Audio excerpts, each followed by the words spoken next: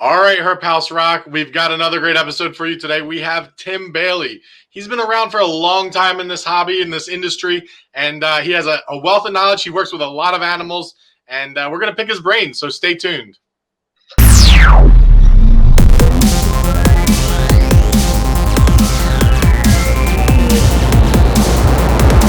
Very nice. So we're adding a new segment to this episode. Tim's lucky to be here for this.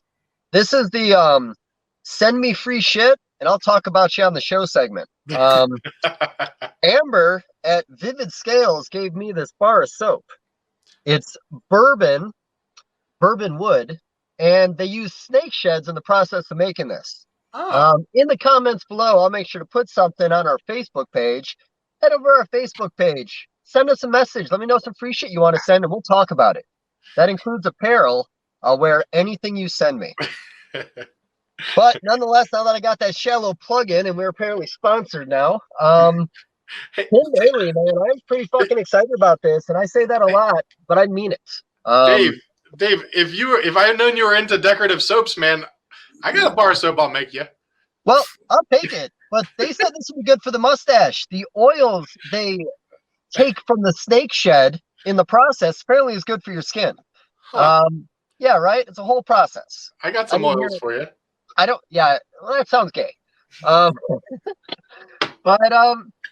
Tim, man, we've been talking a lot about doing this full time with a lot of people, talks about the whole difficulties of it. I want to hear about the early days of Tim. I mean, I've known you for a little while. I feel like I know you a lot more now since we've been drinking together. I want to hear some old school details. I want to hear some, mistakes along the way that comes with like the process of becoming a full-time guy.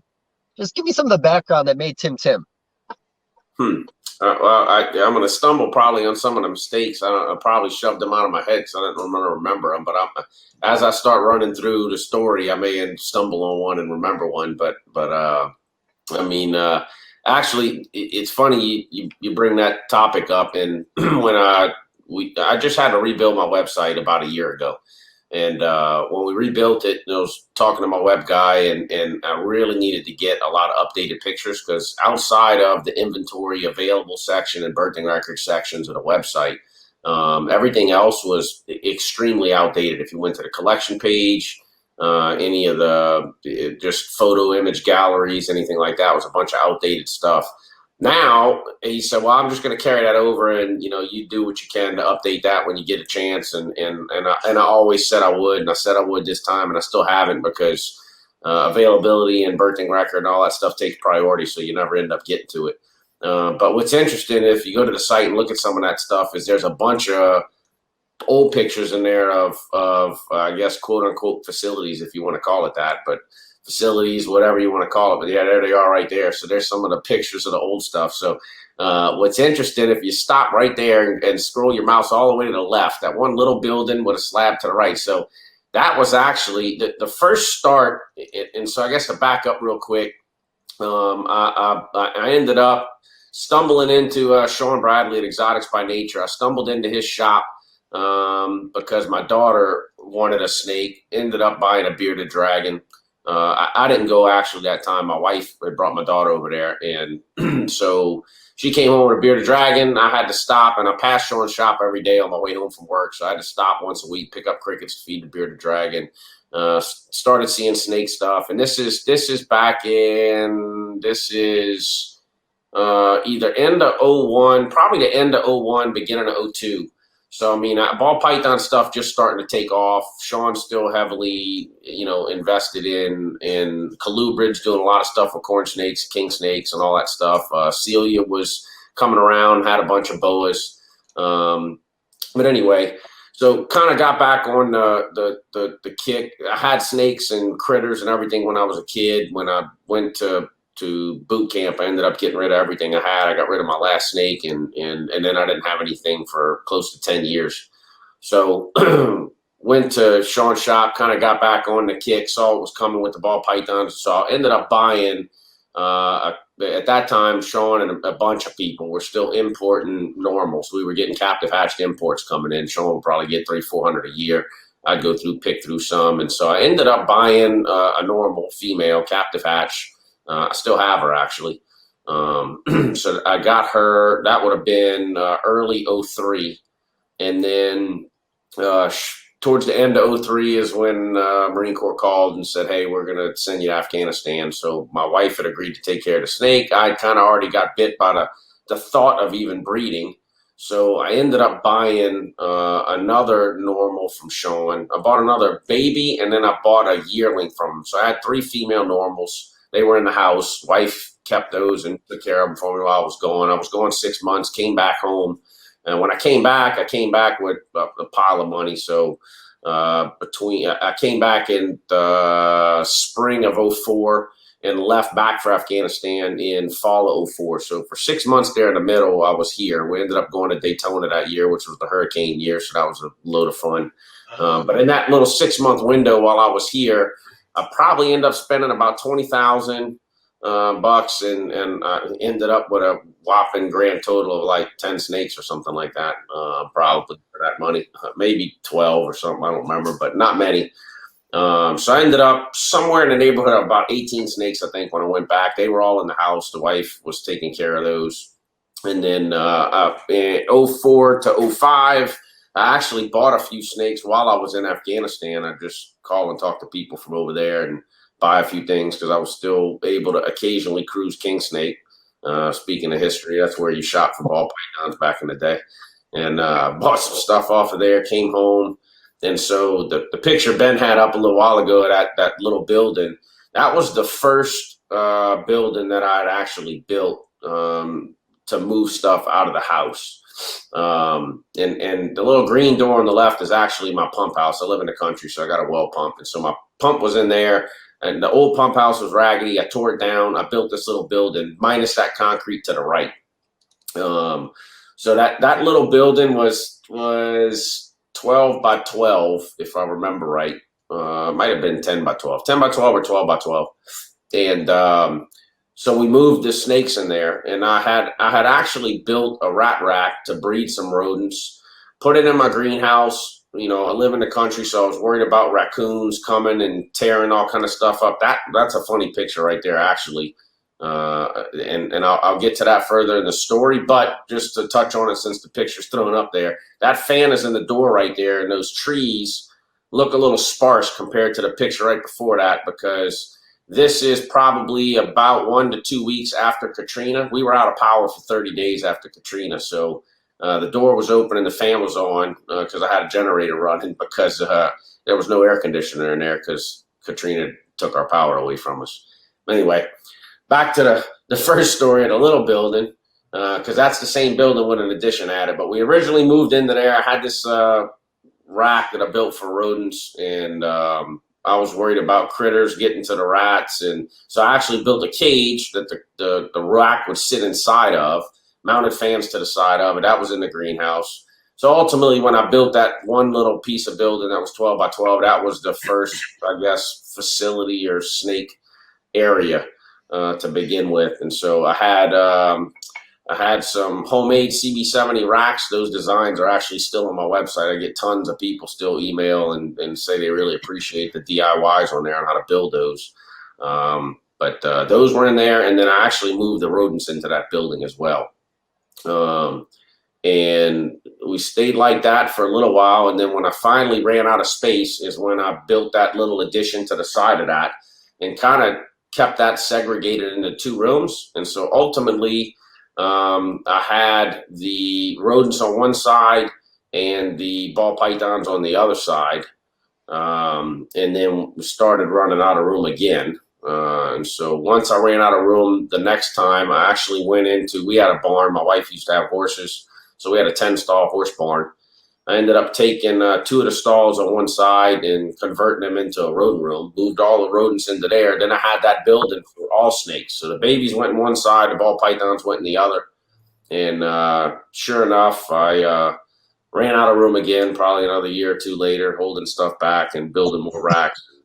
So took the whole rest of the side of the barn that we built the rodent room on, took the other 3 stalls, about 2.5 actually. I built a little closet in between the 2 for a storage area. Took about 2.5 stalls, converted that into a closed room, put a mini split in there, and moved all the adult ball pythons in there. which left the little building over there. I had all the babies in there, and I actually built my first walk-in incubator in there, because up until that point, I still had a refrigerator, one of the big double-door commercial refrigerator incubators that was still in the house. So the biggest pain with that whole thing, and I'll touch on it again when I get a little further down how we evolved, was, I had rodents in the barn, and I had baby ball pythons in the little building, which meant when I wanted to feed them, I had to walk rodents all the way from the barn all the way to that building, which is, all the way. It's probably about 150 feet or so it's not far, but it's still a trek. And if you're raining, you got about 100 foot of it, you're in the rain, so it's a pain in the butt. Then feeding the adults was easy because they're right next door. But then secondarily, when I had ball pythons laying eggs, I had to walk the eggs from the barn all the way to the incubator that was in the little building. So it worked, and it was fine for years, but it was definitely a pain. Maybe I'm a little spoiled now by the setup I have now, but you do what you got to do when you got to do it. So, so finally, fast forward, this is 2000, probably 11, and I'm starting to run out of room again. And I was getting ready. I was debating on just taking the hallway in the barn, which is between the two sides of the stalls, and closing it in, and just making that more ball pythons in next to the rodent room and the adult balls that I already had. And so I'm talking through that, and that's when Sean, I'll never forget what he said. We were talking one day, and I was telling him I was going to do that, and he goes, "Man, why do you keep building closets to put your shit in? Why don't you just build a building?" And so I got the wheels spinning a little bit. I started doing a little bit of research, and really at that time, I was actually debating on quitting my job. I had gotten the business around. We had a pretty good customer base. We had pretty good production every year. I said, I could probably quit my job. I said, but, try to put it on at least a 2-year plan before I quit my job, and say, hey, let me get the building built. Let me have it paid for. Let me, get some new cars. Let me try to get big expenses out of the way. So at least when I quit, I know I can probably, carry on for year and a half and not have to worry about big expenses with the business. So try to knock all that out. So that was the plan. So I think I ordered the building in April of 2011, if I remember right. And so we ended up building a 2,000 square foot building. And the original plans for the building actually had the office space plus one big main room and 2 smaller rooms. And then another room that was about 12 by 16, I think, which was like storage space and connected to the garage door. So the office space, the other kicker I did with that, and the sofa's right there in the background of me, but that's a pull-out sofa. And so this is, again, I got Katrina still on the mind. We're only 5-6 years away. So I said, man, if I build the office to where I've got a full bath in here with a shower, I've got a pull-out sofa in here, and I've got mini split running in here. So I said, in the event of another hurricane, at least me and the wife and the kids can sleep in the office. So there's a TV in here, there's a hot water heater, full-size hot water heater for the building, shower, full bath, and somewhere to sleep, and then air conditioning, which was nice. So it's like, somewhere we can at least last a long time with a generator sleeping in here. So that was kind of how the office got designed and developed. And then there was the main room, and then there was going to be a room for baby ball pythons, and then a room for rodents, along with the garage. And Sean was the one who talked me out of that, and it's because probably a couple of years before I built this one, Sean had moved, and I helped him build out a barn that he had bought and put stuff in there, and so his rodents were in there. And he said, if I had to do it all over again, he said, I wouldn't put the rodents in there. It's a smell issue. He said, I don't care how well you ventilate. I don't care what you do. You're going to have that smell in your building. He said, and in your case, you've already got your rodents somewhere. Why don't you just leave them there? I know it's a little bit of a pain when you have to feed and walking and shuttling and ferrying rodents back and forth, but man, keep them in a separate building. So I thought about that for a little while, and that's what I did. I ended up leaving them where they were, and I've actually debated a few times about just buying one of the shipping containers and dropping it right next to my building on a little slab, and just put the rodents right next to the building, because I've still got a ton of room. I live on 10 acres, so I could put it next to it if I wanted to. But I haven't really ever increased the size of that. I need to get another employee to do it. Don't have it at the time, so I left away from that. But that's, at least for an evolution perspective, that's the evolution of how the facility and the business grew. And that, again, that was over about a 10-year period. I think we moved the first snakes into the building in 2012. So I bought my first snake in 2002, moved into the building in 2012. I guess lessons learned there, some of them at least, and the fortunate thing is Sean had a pet store and built numerous rooms in that store for different animals, cut up some aisles. He had gotten a second bay at one point in time, built stuff in there. Then, I had built quite a few little closets here, as he called them. And then Sean moved up to his property, built some stuff up there. So collectively, between the two of us, we had built a number of facilities and sat down really and tried to think of the pluses and minuses of all of them to try to put all that stuff into here as best I could. And I will say that, if anyone does want to build something, I mean, I still have it. As a matter of fact, it's sitting in my garage right next to me.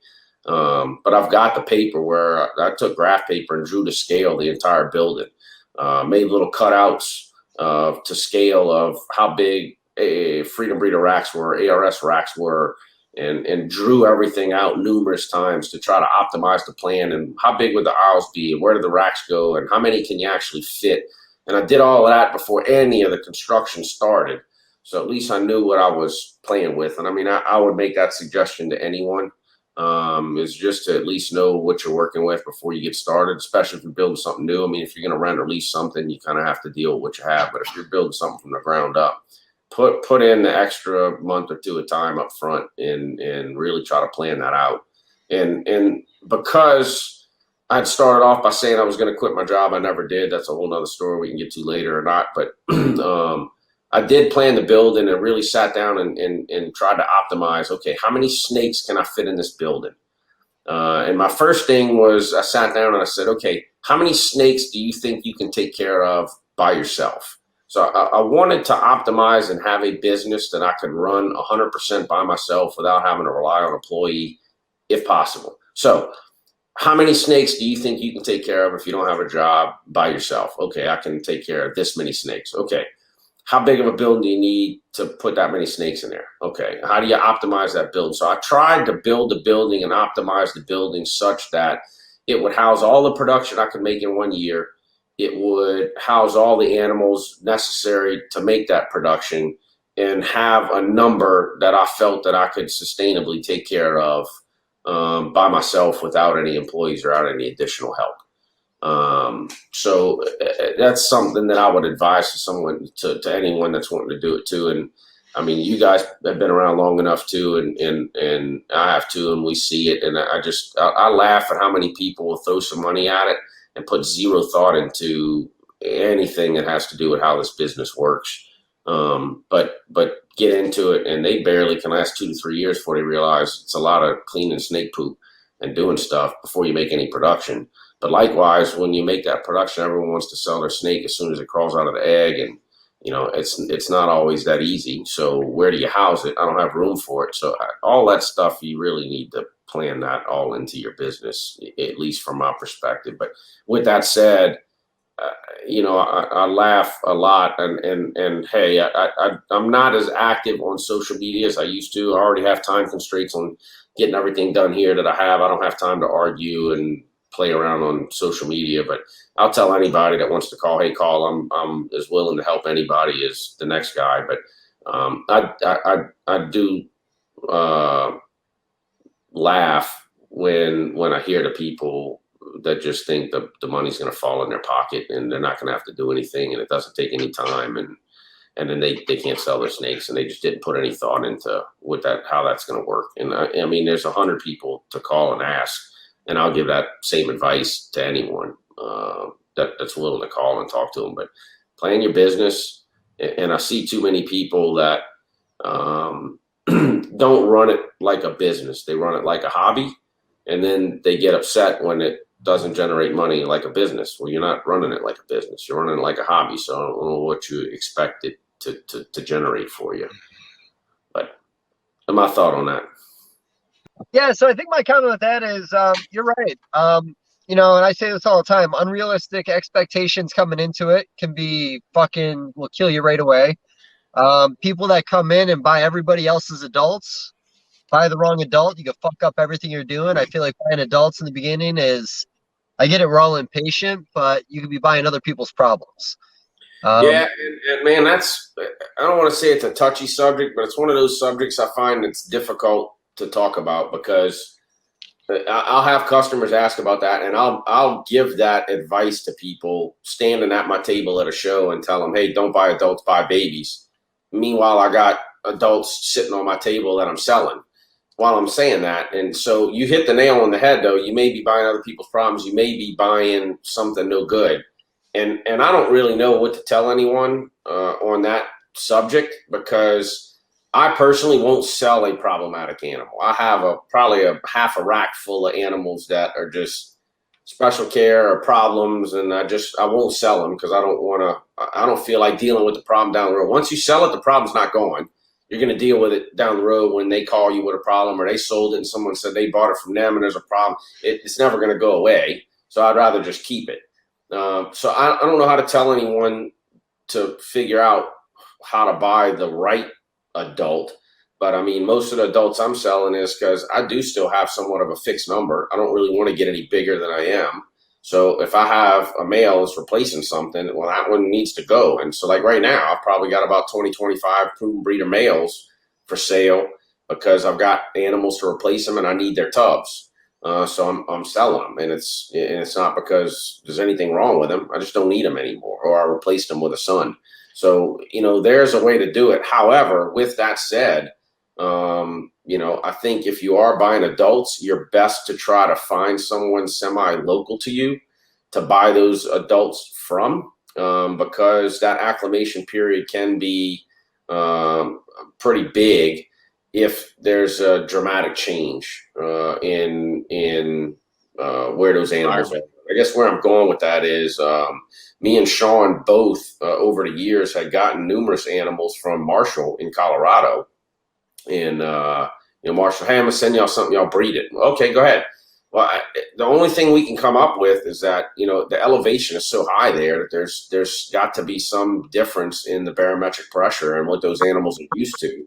Me and Sean could never get anything from Colorado that was an adult to get here and breed in anything less than a year. I mean, it would take a year and a half, 2 years, and sometimes it wouldn't even work. So if we were going to get something from Marshall, it was like, hey, dude, I need you to ship it to me as quickly out of the egg as you can, and we won't have a problem. But if it's got any size to it, then it won't. So again, buying adults from another area that's got a different elevation or completely different weather pattern than what you're used to is going to affect some of that as well. Hey, what's that? I do a raise my hand because usually Dave cuts me off. What I tell people, because I think the same thing, a lot of times you have to be careful of what you're buying, but I tell people with buying anything is to buy from reputable breeders, right? And the tough part with that is that everybody says that they're a reputable breeder, and like when new people come in, they're like, well, how do I know if somebody's a good breeder, and it's like going down that road, it can always be sticky, Yeah. But just picking up any animal, I mean, we've done it too, where we picked up a couple animals and you're like, wow, this is awesome. And it only eats once a month and it only eats, hoppers or something. And you're like, what am I doing? I saw a Facebook post the other day, and I didn't even want to get on it, but I saw it was some guy, he was all mad and said he would never buy anything from the big breeders because he only saw the money going up and not the money coming down. And, it was kind of on that same subject, though, is, hey, no one wants to buy from the little guy. And, how am I supposed to ever get there? And I mean, hey, I don't know who told that guy that it was going to be easy, but it's not. I mean, it's definitely become a lot easier for me. And I found that there's times when I'm just super lazy for a month, and I respond to emails and I answer messages and I answer phone calls, but I won't post up anything for sale. I'm not posting ads. I'm not updating anything. I'm barely going to my building. I'm still selling stuff. And the only reason for that is, and this goes back to something we were kind of talking about before we went live, and I would like to touch on it, that Dave was talking about, and that's a website, and I'll get to it in a little bit. But, once you've been around a long time, and to me is, I've spent a lot of time focusing on every single sale, just knowing that every single sale has the potential to be a negative review. And if you can just try to approach every sale to make sure you do everything in your power that it's not going to be negative, even when something goes wrong, make it positive at whatever cost to you it's going to cost. Because, like for me, 18 years down the road, you can't find a negative review for me anywhere. Well, there's one actually now on my website, and I left it there because it was someone that was just crying and complaining. So instead of deleting it, I left it so everyone could see how I responded to it. But there's no negative reviews, and I've never had anyone had a problem with a DOA, which has happened very rarely to me, or a sick animal or something down the road, because I'm going to take care of it. And I've told numerous people, hey, I'm not discounting your $2,000 if you spent $2,000 on a snake with me. But I will tell you that in the grand scheme of things, your $2,000 is not very important to me. I'm not going to risk my reputation over $2,000. I'll just give it back to you, because $2,000 is a drop in the bucket over a 20-year, span of business. So, your reputation is worth everything, and it's only built day by day, transaction by transaction. So if you start at the beginning, you do everything in your power to make sure you never have a bad transaction, well, then you get to that point that you're 10, 15, 20, 30 years into the business, and you don't have to worry about that reputation piece anymore, your reputation procedure. As soon as someone posts one thing anywhere on the web, anywhere about, is this guy okay? They get 100 people piling going, yeah, everything's fine. So, hey, for the new guy, it's not easy, but I mean, all you can do is do your best. And I mean, I kind of came into this knowing that, even way back when, selling a het albino was not going to be easy for me, because nobody knew who the hell I was. And you had to trust the person you were buying from to know that it was a het. Years ago, I used to do, and I see it's kind of come back. I've seen a lot of people do it now. They're actually given some type of genetic certificate and all that stuff. And hey, it's great. I used to do it. There became a point where it was too time consuming for me to provide, a sheet that was a genetic certificate that had a picture of mom, picture of the dad, everything about the breeding, pictures of the breeding. And it became too much of a time suck. I couldn't do it anymore. So I just got rid of it. But it's one of those, it became a time suck. Why did it become a time suck? Well, because I was doing too much business. Why was I doing too much business? Because I've been around long enough to generate the reputation. So it kind of worked out well that I was able to get rid of that. I didn't need it anymore because I had a reputation that would precede me to say, hey, this guy's going to sell you a hat. We bought them, and they prove out. And I'm to the point now, it's, hey, if you don't trust me, I'm not telling you I don't want your business, but if you don't trust me, move on and go buy it from someone you trust, because I don't know how I can win that over for you. I have an impeccable reputation, and I'm selling you a hat, and I promise it's a hat because I don't want to hear from you in 3 years. I'd rather you give me your money, go take your animal and produce what you want to produce, and not have to answer the call in 3 years. Because in 3 years, I'm going to have a hell of a time going back and digging back the records of that particular animal. So I'd rather not deal with it. Yeah, we've talked about this recently with the het and paperwork that, just doesn't get handed out by anybody anymore. It just kind of faded away. And the funny thing is, what's that piece of paperwork if in 3 years you go back to a Tim and say it didn't work out and Tim says, fuck off? Like a piece of paper is a piece of paper. Like you said, if you go to a reputable breeder, you get your animals, it should be enough. And when you have to go back to when something doesn't work out, we all just hope it's going to work itself out. But it doesn't always work itself out. Yeah. But I mean, I think key takeaway there is, hey, if you're coming in new and it's your first year producing and you're selling stuff, man, there's no easy way to say it. You're going to have some problems selling animals. You're not going to get the money that a bigger name is going to get. You're not going to sell it as fast as a bigger name is going to sell it. There's just no way around it. I mean, those guys that have a history behind them are going to sell an animal a lot easier and faster than you. Heck, I probably have animals that people produce in their first year of production. They can't sell them, and I got a wait list for them. But it's because people know I make them. I got a wait list. So, yeah, it's easier for me. They know I have it. They don't know you have it. So you're going to have some troubles. But, hey, that's another one of those, man, stop and think about it before you start breeding. If you don't want to deal with that, then just don't breed, because you're going to deal with it. There's no way around it. You're going to deal with I don't have a reputation until you have one. And that's it. No, go ahead, Ben. I just actually had a conversation with a guy about that just recently. And Dave and I have talked about similar things where, like Dave's told me time and time again, like, dude, if it's a het, just sell it as a normal, like that kind of thing. Or we put just maybe a slight bump on it. And I think that we've been around a little bit enough that people trust us for some of it. But I have friends that have, been doing this for like a year and a half. And they're like, these hets should be worth what the market is.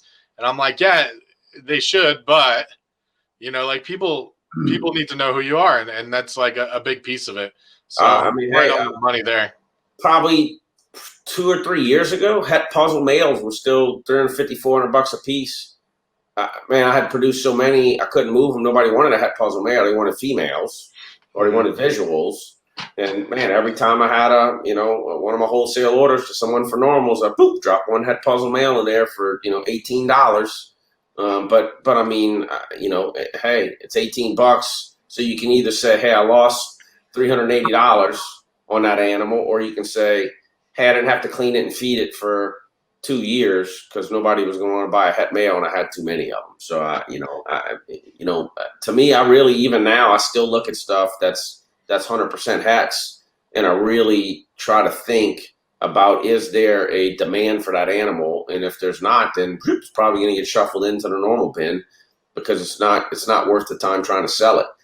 I'm the one that I would hold on to stuff longer, because I just was really thinking about the guy out there that all he could afford was a het puzzle male. Mm-hmm. And so I still, I'd keep one or two just because I wanted that guy to be able to find it, whoever that guy is. And you go, I can't find him because everyone's selling het puzzle males. Normally can't find one. I wanted to have that availability. So I would always keep one or two, but I still really try to think about demand. And if I don't think there's a demand for that animal, then getting sold for whatever it is phenotypically, Yeah, no, and I mean, like you said, that guy's out there. I mean, when I first got into it in the early 2000s, I bought a het albino and a het pied from Ralph Davis, males, just to start breeding through my normals for the hopes of doing pieds and albinos someday. So, that person is there. I just find that nowadays people they're getting in a lot bigger than they used to. They're not tippy-toeing in. They're not going after like a het male to go play the long game. A lot of people are going right visual and not really fucking around like they used to. And that's hilarious, because, I still play the het game. So I didn't want to spend sunset money 3 years ago. So I bought a het male. Yeah. And I said, hey, but I know, because I've played the game, I got the history to know that I prove out a lot of posset girls. So I said, man, I'm just going to buy a het male. It's cheaper. Make a bunch of posset girls with it, start growing them up. And then when they start getting close to size, I'll relook at the market. And if the market's right and the bank account's right, I'll buy a visual male to prove them. And if not, I'll use my proven breeder male that made them and prove it that way. So lo and behold, I got a bunch of girls that are up now and they're getting pretty close. And so I bought a sunset male this year in Daytona, and we'll do it that way. But I was able to get into that project now, waiting on the price of the male, buying a het male.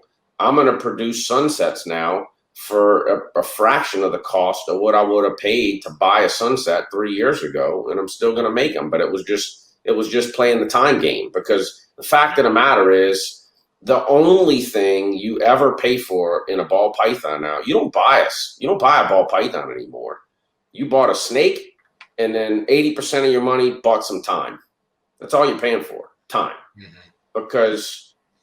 Because you can buy ingredients to almost anything for fractions of the cost of what you're getting. But if you need to open that tub and you need to look at that animal tomorrow, then you're going to buy the 3 years of time, 4 years of time it's going to take you to make it. That's what you're paying for. All we're doing is buying time. We're buying and selling time. That's it. That's been my angle to look at it. Yeah. And like even like, Ben bought into the Sunset Project really early, bought a het male and a visual female. His first visuals he ever made were from breeding two pos hets together because he didn't get one initially from the first Sunset female. It was like a smaller clutch, I want to say 3 eggs, and there wasn't a Sunset in it. And then breeding a couple of those pos hets, that kind of got the ball rolling. And breeding those two pos hets together created a pair of Sunsets in that clutch. He made his entire investment back on that one clutch, but if he had only started with that het male, he would have made probably, I don't even want to say the number, but it was a big fucking number he could have made if he just started with a het male. Yeah, didn't have the outlay on the visual female. Yeah, because that's where all the money was. It was really in the visual female, and all his money he ever made on that project came out of the het male. So like even like the Monsoon's a good example nowadays. It's still a project that's at a premium. We're starting to see combos. People are interested. There's some big name guys out there that went out and bought het males just to make pos hets for that project, and there's no shame in that. I thought about it myself earlier in the year, but I ended up spending some money on some other projects. Got a couple other projects that may be coming down the pike I need money for, so I let it sit aside. And so I added enough stuff this year. I said I don't need to do it. I'd like to do it. I don't need to, so I didn't. But I did a couple of months cruising around looking and seeing what was out there, and was debating on buying a Monsoon het male myself for the same reason.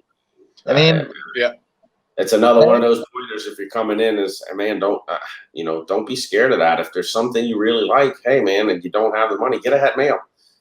It kind of goes back to the DIY page I was talking about earlier with my racks, and I tell people now, if you have any know-how whatsoever about how to use a screw gun and a saw, and you can cut wood, man, build your own racks. And it boils down to, hey man, everyone wants to buy a nice rack. That's great. So you can put it on your TikTok or Instagram or what the fuck ever. That's grand.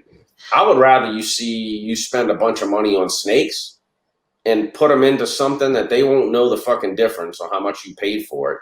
It's going to give them the correct husbandry, and it's going to give them the same temperature and the same humidity as a professional rack. Hey, build your own goddamn rack. And I mean, I probably had about 200 CB70 tubs in wooden racks. And it wasn't until about 2 or 3 years ago that I sold the last one of those wooden racks and then finally upgraded it to a Freedom Breeder rack. So, I mean, for 15 years, I used some of those racks, or at least the last couple ones that went out the door were probably close to 15 years old when they left. So, man, if you have a set capital budget, spend it on snakes, because guess what we're doing? We're in the game to breed snakes, and we like the snakes. Try to do everything else you can. Don't cut corners, but do it as cheaply as you can for everything else, and focus your money on the snakes, because that's the name of the game. We're breeding snakes. So, man, spend money on snakes and put them in a cage that's going to work, but the cheapest one you can do. I mean, hey, there's some people that can't screw 2 pieces of 2x4 together. I get it. Hey, buy a rack. Or if you don't have any friends can do it for you. But if you have any means whatsoever, build your own racks. It's really simple, and it's going to save you a ton of money. I could build a 30 tub rack, and I had towards probably after a few years, I'd built dollies to put them on. So it was just like a CB70. I'd have 3 10-high racks on a dolly. And then back in the day, and I still have quite a few of them running, I still have some 20-year-old Helix DBS 1000 thermostats. I love those thermostats. I still have some of them. But one of those thermostats could run, so we had 15 feet of 6-watt, 10-watt, 3-inch flex watt. So it was 450 watts. So that thermostat could run 3 racks. So we put 3 racks on one dolly, one thermostat, boom, you could roll everything around. It worked out great. So I built dollies for those things, but I could build one of those racks, the dolly, 3 racks, 30 tubs with the tubs included, and the thermostat, and it was like $850. And the thermostat was like $150. The tubs, 30 tubs, was like $300. And the flex watt was, I don't remember what it was, a couple dollars a foot. I mean, so you had $100 in flex watt in there. So, man, the wood was cheap. Screws were cheap. Everything else was pretty cheap. But, I mean, for less than $1,000, I could house 30 adult ball pythons. I mean, it was just the smartest thing to do. So instead of buying a Freedom Breeder now, if I didn't buy that Freedom Breeder, I got $2,000 in my pocket. back in the day, you could buy a snake with $2,000, but now $2,000 gets you a long way. So, I'd just rather see people don't get hung up on trying to make sure you got an Instagram ready rack to take a picture of. I'd rather you never put your rack in the picture, but take a picture of a badass snake, and that's my viewpoint on it. Yeah, I like building stuff, but Ryan, my partner, he doesn't like the things that I build. So he's like, it's off just slightly. It's driving me nuts. We got to buy something. Yeah, but the fact of the matter is it driving the snake nuts? Because that's all. It's not. That's what I say. The snake eat? Is it breeding? Is it laying eggs? It doesn't care. Quit caring, bro. Yeah. Well, I still see there's a couple breeders in the industry who've been doing this for a long time. They're making quality animals, and I'm still seeing melamine racks at their place. Oh. They're sagging a little bit, but you know what? Like you said, they're still producing animals every year. I still have 2 racks in my baby room. 1, 2, 3. I got 1 melamine rack, and I got 2, just straight MDF racks without even the melamine on them, with old freaking iris tubs and holes drilled in them all over the place. And those, I haven't used them in probably 4 or 5 years, and I have numbers of people want to buy them from me, and I'm like, I'm not going to sell them. They're paid for. They're sitting in that spot. Those 2 racks combined can hold, I think it's about 170 animals. I'm like, dude, I'm not getting rid of them. Yearling corn snakes, Hog Island boas, freaking, normal ball pythons, single genes, overflow. Man, I'm not getting rid of a rack that I have that holds some snakes that haven't been used. You're right, but the day they need to be used, which may be right around the corner. I've been hatching a ton of stuff. I haven't been able to sell anything. I've only got 1 employee. She was out for maternity leave for about 6 weeks. So she works about 12 to 14 hours a week. I had to find 14 hours a week to do her job when she was out, and that wasn't easy. So anyone that has looked at my website, looked at my available, looked at Morph Market, I have nothing for sale. I got a ton for sale. You just don't know it. Hopefully that's getting rectified this week. But stuff's just been piling and piling and piling into the racks. Nothing's going out the door. So I may have to crack into one of those racks here in the next week or 2 if I don't get some stuff starting to move out soon. Yeah. Well, like I said, if they're functional, why get rid of them? Nope, I won't. But yeah, they're old as dirt and look old, but they work. Yeah.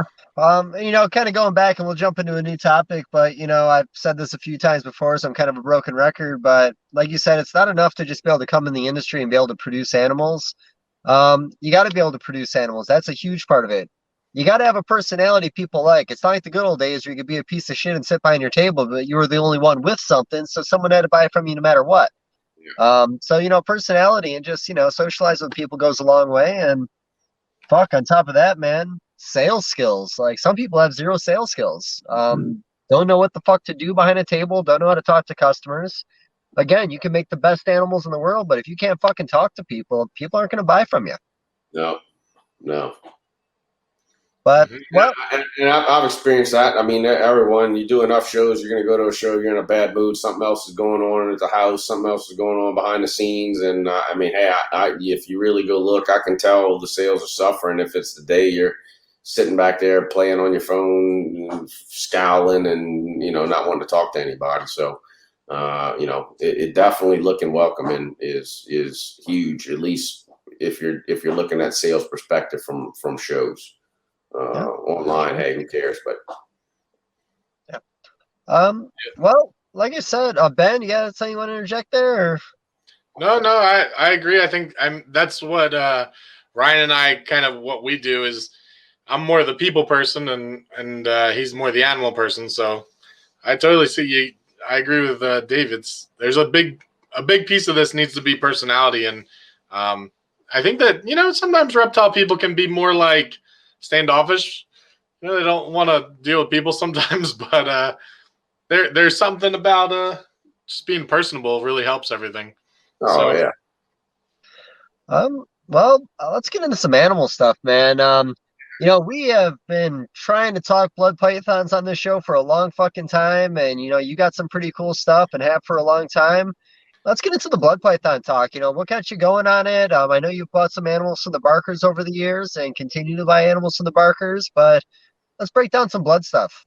Yeah. So I guess I'm going to struggle to remember, but probably about 2011 or 2010, somewhere around there and I guess I'll say that, I had ball pythons. I bought, first thing we bought snake-wise was ball pythons. We had those for quite a while. But, back to my roots in the beginning, going to Sean's shop, there was a couple of really cool corn snakes. I never had any corn snakes, actually, when I was a kid. So when I said I had critters, I had king snakes and garter snakes and tarantulas and iguanas and, all kinds of stuff. But I never actually had any corn snakes, never any native stuff, actually. But there was always a couple of corn snakes I liked. So I've always had a couple of corn snakes, 2, 3, 4 of them. I probably bought my first one from Sean in maybe 05 or 06. So I've had a few of those things kicking around. But when I decided I really wanted to branch out into something different in like 2010, 2011, and that was really the year that Tracy kind of first started really bringing out GoldenEye magpie stuff. She had some batiks at that time. I had some money, wanted to buy into a project, so went and had some conversations with Tracy. And then some of Tracy's people that work in the table behind her table, which have actually become really good friends of mine, Chris and Allie McCara. I talk to them all the time as well, but talk to Chris and Allie a good bit because Dave and Tracy are always busy at shows. Everybody and their brother wants to talk to them, so I don't end up talking to Tracy a ton at shows. It's always on the phone after shows, and we'll do dinner occasionally at some of the shows. But so did a bunch of talking to them, talked to Tracy a good bit, talked to Allie and Chris, and kind of had talked to Tracy even before we went to that show. And I want to say that was a show in Arlington, I believe, in NARBC. But I was really leaning towards the batik. I've always been a big fan of granite type stuff. I have granite spotted pythons and I love granite berms. And so I really liked the look of the batiks. At the time, there still wasn't a lot known about the supers because there just weren't that many produced. And so, the super batik is a solid brown colored snake. And, they were having some potential issues, things kind of similar along the lines to super cinnamons and ball pythons. And so from a super perspective, Tracy was really saying, hey, look, you're going to spend about the same amount of money on a GoldenEye as you will on a batik. You're buying into your first one. Man, let me really try to steer you towards the GoldenEye and not the batik. Get a batik later, but there's at least at that time thought of more to do with a GoldenEye than there would be to do with a batik. So we ended up getting a GoldenEye male at that show. So that was the only animal. I say it was the only animal I had because I knew that was coming down the road. I had actually seen a T-positive albino female that was just really pretty that I had bought just prior to that. And then I think in Daytona that year, I'd also gone and bought a Het T-positive albino from Keith McPete. So I had those three. Sean at the time had bought 6 female normal farmed bloods from Cameron probably about 7 years before that. So somewhere around 03 to 05, probably like 04, 05-ish, maybe 06. So it was kind of like a ready-made project. We already had a bunch of females. They were virgins. He'd just been feeding them. So we kind of went in collaboration on that project. I got all of the females over at my house, started growing up the GoldenEye. And then lo and behold, so I know that was 2000, end of 2011 or beginning of 2012 when we had our first clutches of GoldenEyes coming. And I can remember that because the second clutch, a GoldenEye clutch we got, was a 26 egg clutch from the GoldenEye to a big normal female that was gorgeous. And so back to the discussion I was talking about, the bloods were in the barn in the old room. I had to walk to the little building, to the incubator. And I knew the time frame because the doors for my new building were sitting in the hallway in my barn. was about 10:30 at night. None of the lights were on. So I got a tub with 26 blood python eggs in it, with golden eyes in those eggs. I'm walking to the incubator and I kick one of those doors laying in the hallway with my shin, almost break my leg, and throw all of the eggs on the ground. All 26 of them. They all ended up going bad. So that's how I can date that time frame. Oh. We did produce some golden eyes that year. And so, lo and behold, the funny story about all that, I guess, is I got the golden eye because the magpies were awesome. And so fast forward to today, and I still have yet to produce a magpie. I've never even bred for it. But plenty of people that have been around a long time, or anyone that knew, me and Sean's relationship kind of went sour. And, when it did, we split the blood python collection up. I pretty much gave him almost all the bloods. I kept a couple of animals. And so my blood collection about 6 years ago went back to virtually nothing. So I've been rebuilding it a little bit slowly. So that was part of it because, a bunch of the animals that I did bring back to Sean when we split ways, he produced some magpies. So from that project, we did get magpies, but I didn't have any here. But so, the golden eye was just the one that got me into it. And then once I got the blood pythons, and we got those 6, ended up with the golden eye, ended up with 2 albinos, had the head albino. We ended up getting a pair of batiks. We got some slack lines and some zigzag stuff from Tracy. So we ended up with somewhere in the neighborhood of 20, 24 blood pythons, probably within about a year and a half. And working with those animals, I just, they're completely different than ball pythons, and they're definitely something that's going to keep you a little bit on your toes. But I really enjoy the species and got bit with the bug. And so it's one of those, I probably will never completely get rid of blood pythons. I'll always have at minimum a handful of them around. Even if I considerably downsize somewhere in the future, I won't ever get rid of the species. I just truly enjoy messing with that species. They got a bad reputation for being mean. There's no doubt they can, but I tell most people that, if they're mean, 10, 15 years ago, we were getting a lot of import and wild caught stuff coming in, and that stuff's no doubt going to be mean. But nowadays there's, F3, F4, F5. We're so far into the captive breeding of that species that most of them, if they're mean, you're either A, handling it wrong, or B, you're keeping it wrong. And by keeping it wrong, most likely you're keeping it too hot. Otherwise, they're not really all that aggressive. I tell everybody I had a clutch earlier this year. It was 28 babies hatched out, and I sexed all 28 of them, set all 28 of them up, pulled them all out of the egg box. I didn't get bit one time. So if you're handling them right, they're not as mean as people say. If you try to treat it like a ball python, you're going to think it's mean. It will bite you all the time, every day, all day long. And they'll keep you on your toes. But they're fascinating. And to me, it's just there's a ton of variability in mutations. It's still super early in the game, so I don't know if that's some of the draw maybe to that, is it kind of feels like the ball pythons of the late 90s, early 2000s, that you're in at the beginning and, the whole canvas is open to you.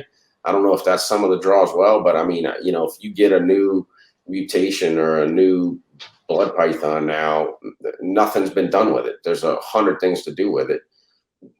But, so I don't know. It's just at the beginning of the mutation explosion for blood pythons. And I still think there's, plenty of mutations coming, plenty of stuff left to do with it. But, it's like your corn snakes evolved into ball pythons. And I think ball pythons' next evolution, when you look at the amount and the variability of mutations in a single species, boas and blood pythons are the next, and boas and balls kind of evolved at the same time after corn snakes. But, the next new thing that's got a fairly sizable amount of mutations with tons of potential and still early is bloods.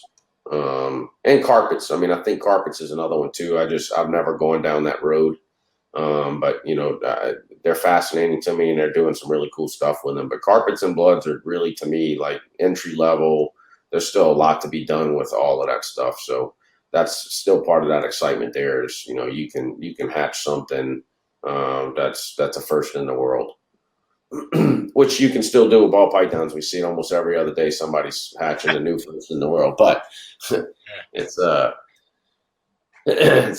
more fun when you hatch it and you know you'll probably be the only one with it for 1 or 2 years. Oh, I hear that. Now, Ben, do you want him to comment on that awesome animal really fast? Sure. I was just showing off a blood python on his Instagram. Yep. So that's a pixel. I had been wanting to produce those for years because it was one of my favorite crosses that they had done.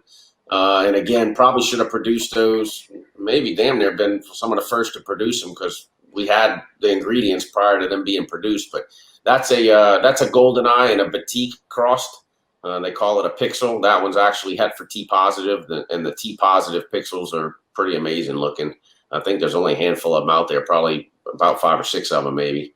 Hopefully we'll go down that road. But so this was my first year making pixels, and I bred an albino batik to a golden eye female. Hatched out. I think we ended up hatching about 6 or 7 of those. We only have one female, so I kept that female, and I think that's the female right there, matter of fact.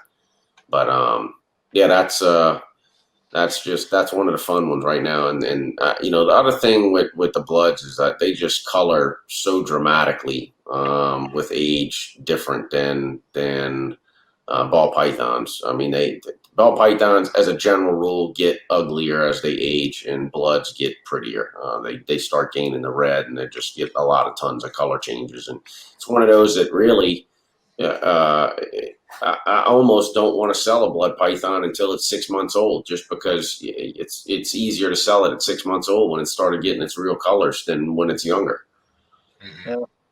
And, you know, your comment too about, you know, another species that we could see more people moving into, you know, in the early days getting into, like, I obsessed over the Barker's website. I used to go to all their galleries, look at their blood pythons all day long. And, you know, I mean, they were kind of at the forefront of pretty much everything blood python wise, and they really still are. I mean, you recently got into one of their newer projects. Are we allowed to talk about it? Yeah, no, that was a picture of it right there, matter of fact. That's the production from the first animal I got from them. But if you're talking about wrought irons. Yeah, talking about the wrought iron. So what was that combo we just looked at? That was a batik wrought iron? Yeah, so that's actually a batik wrought iron albino. Okay. So my wrought iron female I got from Tracy had T positive albino. I bred that to the T positive albino batik. The girl was a little bit smaller, but she had some age on her, and so I really kind of taken that from ball pythons and applied it to all my other species. But so many people, especially new people these days, and there's nothing wrong, I don't think, about having numbers in your head. Breed, you know, a male at this size and a female at this size. If you don't know anything, you have to have something to gauge stuff on. But me personally, age will trump size. So, you know, I've bred numerous 4 and 5 year old ball pythons that are 1,000 grams, 1,100 grams, because they're just smaller. They have the age. So my wrought iron girl fell in that camp. She had the age, but she was smaller. So I said, man, I'm going to give it a try and we'll see what happens. So I bred her, and sure enough, she ovulated. I think she ended up with a total of 8 ovum. I don't remember everything off the top of my head, but there was, I think, 3 or 4 slugs, 3 slugs, maybe 5 eggs. One of the eggs didn't look too good, or 2 of them didn't look real good. They went downhill pretty quick. And so at the end of the day, we get to the goal line, and there was 1 egg left. And yeah, I was really, to me, I was like, I know how my incubator works. My luck sucks. I mean, you know, if you give me 16 eggs to hit a 1 in 16, I won't hit any. So to hatch that thing was kind of amazing for me. But 1 egg left, and so we hatched the whole shebang all wrapped up into one. So that's a T positive albino wrought iron batik. Probably need to get some. I'd like to get 1 more shed. It's a male. He has shed once, and probably, hopefully, he'll shed here again soon. And I may get some more pictures because his color's really changed. And for people that don't know anything about blood pythons, and my first clutch, I didn't. So lo and behold, for ball python people, they're kind of getting interested. I hatched my first clutch of bloods. I set them up like I do balls. I throw all of them in one big old tub with wet paper towels with some water. Wait for 10 days. They shed. You set them up. You feed them. So like freaking 2 weeks, 3 weeks goes by, and these damn bloods haven't shed. And I called Tracy. I'm like, hey, what the hell's going on with these things? I'm waiting on them to shed to set them up. Oh, no. They don't shed for like 6 to 8 weeks. sometimes longer after they hatch. So, I'll set them up for a few days just to let them settle down in one big communal tub. I normally will split them into males and females to make them easier to set up, get some tubs set up, and then I'll go ahead and put them in their tub. There's tons of, not debate, but tons of different ways on how to start feeding those things. Everyone does it a little bit different. But anyway, where I was going, I can talk about that in a bit. Where I was going with that is this guy right here is probably about 3 weeks old, so he's shiny because they haven't shed that first skin off. Plus, they gain color with every shed. So I want to get another shed on him and then probably get some updated pictures. But his colors have already started changing a bunch, and I mean it's a fantastic looking animal. I did end up getting some pictures to Dave. Dave wanted some pictures for him, so I sent some to Dave. So that animal will be in the new blood python book that's coming out. But at any rate, that was I got one production out of it the first year, so a ton of people were excited about it. And wrought iron, yes, is still very new, so it's not out there much. I do have a pair of them, and I guess I'll leak it here. I've mentioned it a bit to some close friends, but I have paired my wrought irons together. And they have copulated, so nothing further than copulations. We'll see what happens. But yeah, I'm pretty excited for that. And there's quite a few people globally excited for that. I've got quite a few customers international that are interested and excited about the wrought iron stuff as well. So it's something that still has a lot to be done. It's really awesome to hear, man. So again, with only a little bit of knowledge about this project, is there a super form? Unknown at this point.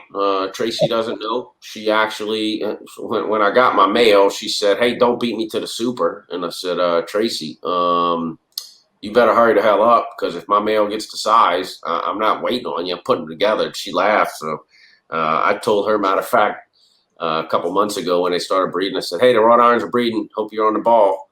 And she said, "You might beat me to it." I said, "Well, I told you." I said, "You had ample time." So she hadn't tried. She hasn't tried for it yet. So there's no known super. Anyone I've talked to and talking to Tracy and Dave and anyone else, I mean, everyone suspects that there will be super. I mean, if you've been involved in enough species and enough other things, I can't tell you and describe and write a chapter on what the look is. But, there's certain snakes, once they're dominant, they just have a look. That you kind of would be surprised if they didn't have a homozygous form. So, I'd be surprised if it didn't.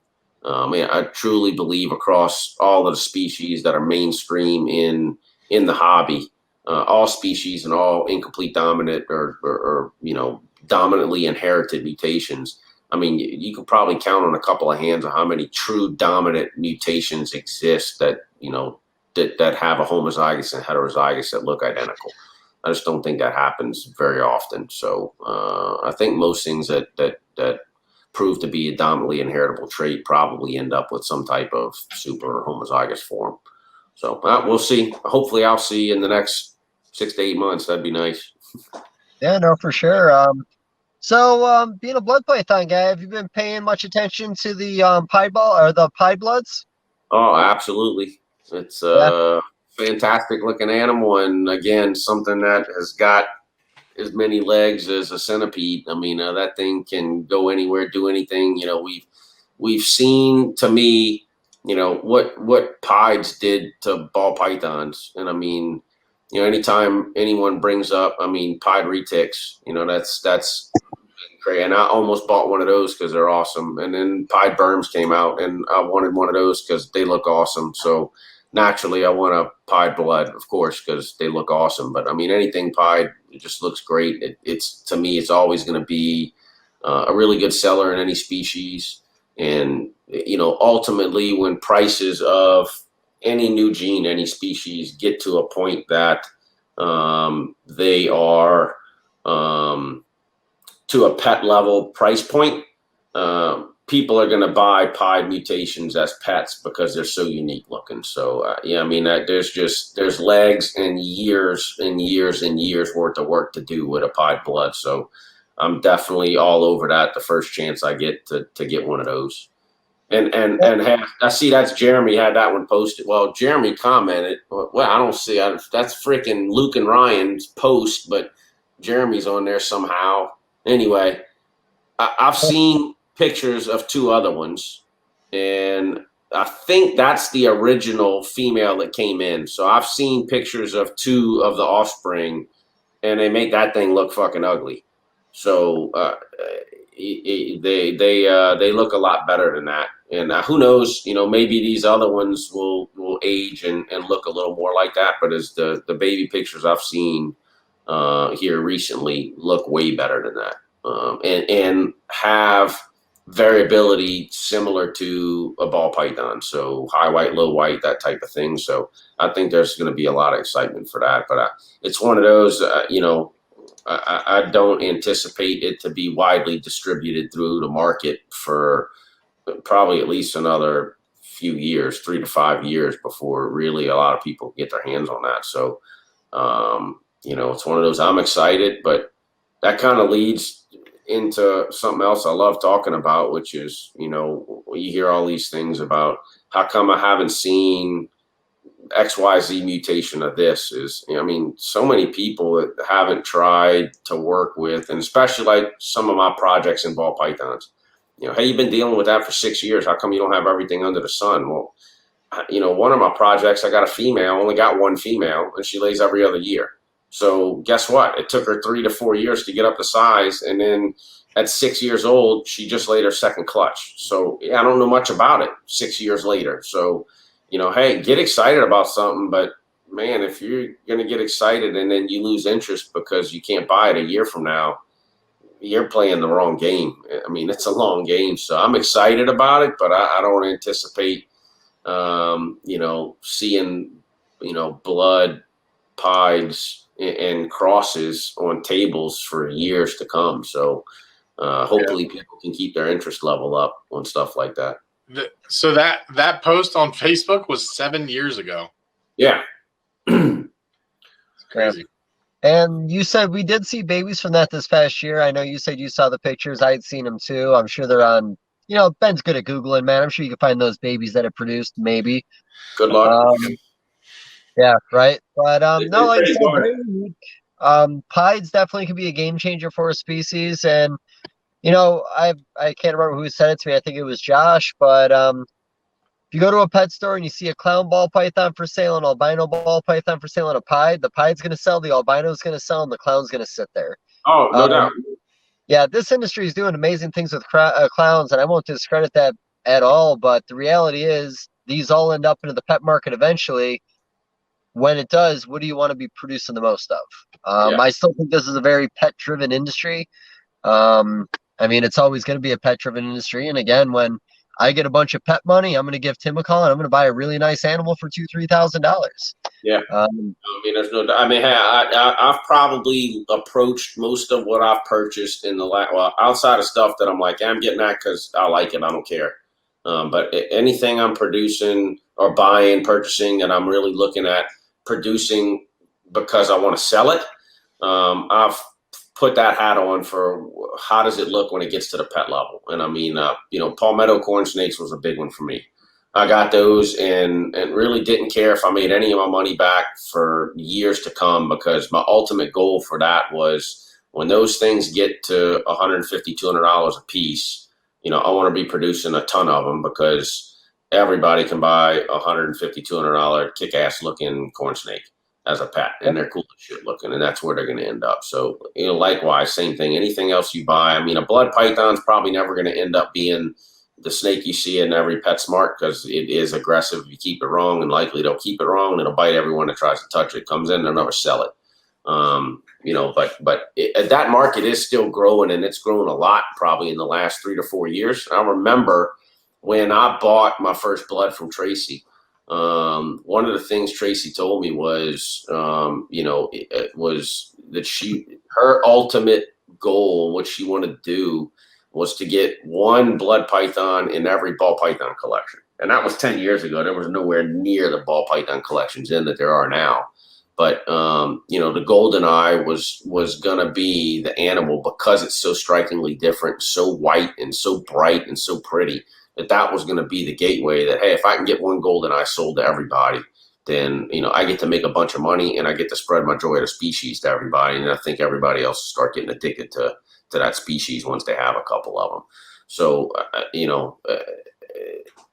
yeah, I mean, looking at what you're buying, definitely thinking about the end game. And like you said, that pide's going to be a game changer because it is everywhere else. And for people that don't know, I mean, I expected it to be just because its inheritance in every other species we know has been recessive, but it is recessive in blood. So again, that picture 7 years ago, and they're not everywhere because it's not dominant. So it's going to take some time. So, everybody be patient. We'll get there. No, for sure. And, like you said, you get in the hobby and you kind of start with something like a ball python or corn snake, and then you ease into something else that you can find passion in.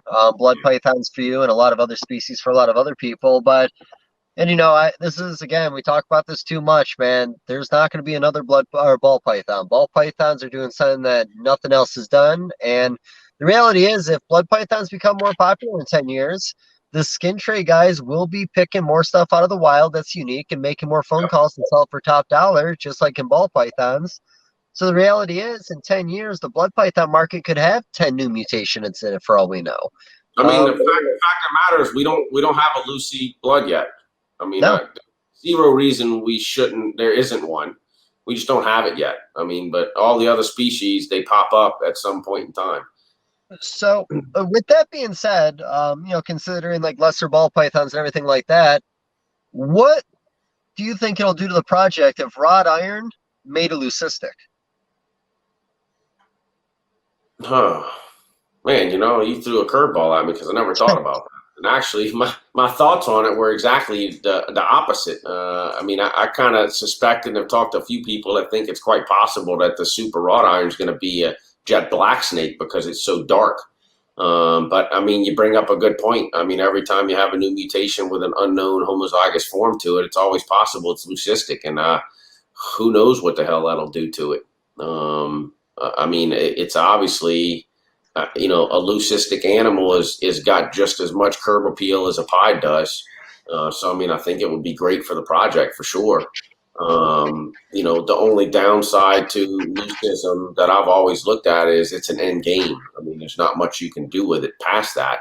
But even with that said, so, a Mojave just makes a leucistic. Well, so then people do a ton of shit with the Mojave because it does a bunch of cool stuff, and yellow bellies do a bunch of cool stuff. There's still something to be done with the wrought iron. There's a ton to mix in with the wrought iron to mix stuff to it. So I don't know. That'd be interesting though if that occurs. I mean, the fact that matters, I can't say it's going to make it any more or less popular because the fact is, they're just as far as I know, Tracy sold me some, and none others have been sold anywhere else. So there's still a ton of people. I have a wait list for wrought iron. So I mean, I can't say if it made a leucistic. I don't know that it would make the desire, the demand any higher. The demand's already high. It potentially, if anything, would just make people think that inroad game and say, hey, I don't want to get it because there's not going to be as much to do with it. But I don't think that's the case. The people that are on that list are, heavily involved in the blood python market, and anyone that's heavily involved is really just looking for the next thing to inject into their projects. So I mean, I don't think it'll change the demand much, but it'd be interesting to see it. But to me, it's got to happen at some point. Well, if you look at like in the bow market when leucistic hit, I mean, again, we had the leucistic before we had what was considered the fires. That didn't change the market any. And I know the fire, and nowadays, of course, the fire bow is being used for a lot of different crosses, a lot of different co-dominants. They're making T positives that are unbelievable. It's kind of found its own place. So I don't think making a white snake in a species that doesn't have a white snake to look at would devalue a project in any way. In ball pythons, where every fucking animal we breed to a Mojave keeps making a white snake, I could see a little devalue in that thing. But I don't see that. And I don't know if you follow like the gray banded community all, but they have leucistics, and I don't think I know they do. I don't know anything. I don't know anything about it. Have they been selling them? And is it incomplete dominant? I mean, is the heterozygous a little different than? Can you pick them out or? It is. The heterozygous looks like a really nice hypomelanistic. Even whiter. And I'll find pictures. I'll send to you when we get done with this. It was actually the first time I saw him the other night. I will say in that case, just considering the overall look of a gray banded, I'd want my gray banded to not be white because I already have a lot of colubrids that are white. Yeah. I don't need another white colubrid. But again, like when you talk about like the body build of a blood python, just a lot different from a lot of other pythons we work with, I don't think people would frown upon making leucistics in that. I think there is a desire for white snakes as much as there are pieds. I think that'd be I don't think it's not a win for that community if it produces a white one. No, I don't think so. Yeah. But yeah, no. I'd be real interested to see if you could make one that actually stayed white. I mean, the ivories have way more pattern on them in bloods than ball pythons do. And then, even golden eyes and magpies. I mean, magpies hatch out white and black. But there's such a strong dominance of red pigmentation in those. They get pink in the neck and pink in the head. And I mean, they pick up pinks when they age, both the golden eye and the magpie. So, I mean, I wouldn't be surprised if you almost end up with a snake that's heavily pink when it gets old. I don't know if you'd make one that would stay solid white, but if you could, it would be even cooler for the simple fact that you have something that erased, all of the erythrophores that are in there, all the red pigmentation. That'd be interesting in itself. But I mean, if it's a true leucistic, by definition, then the skin cells shouldn't have leucophores. They shouldn't hold any pigment. You shouldn't get any of that red, but it'll be interesting to see. But then it'd have to be a true to form, leucistic, which I think there's a lot of non-true to form leucistics out. I mean, I think palmettos are a form of leucism, in corn snakes, but they still have specks on them. And, super Mojaves get dirt and dark colored heads. And, I just made some mystic crystals the other day and crystals, and those are supposedly Lucy and Lucy complex animals and have pattern. And so, true leucism barely exists. I think the Colombian rainbow boas that are leucistic, I think those things stay super white, and super lessers obviously stay super white. So, I mean, I think there are a handful of them out there, but, definitely, it'd be interesting to see. I don't know. Still going to be fun, but I don't think I think a Lucy blood would still be cool. No, like I said, I think there's a place for it. It's not like there's a million morphs and blood pythons yet, and I will say the golden eye has always been real appealing. I've never seen a golden eye cross I've not liked. Most of the crosses in blood pythons with the limited genes you have are all pretty outrageous, in my opinion. Like very eye catching. Going to Arlington and walking by Tracy's table is always one of my favorite things to do because she's going to bring something cool every time. Oh, I know. Yeah, she brought one last time I wanted to buy. I was like, okay, I got enough products to work on. I ain't going to get that. Plus, I don't think she was selling it. But I took pictures of it. Yeah, at least you got a picture. Yeah. Go ahead, Ben. When you let me talk, you can't get that look on your face like you're annoyed by me talking. No, I love when you talk, man. I just think it's hilarious how this works, the dynamic. I feel really powerful with you. So let's see it. Yeah, we'll talk about that later.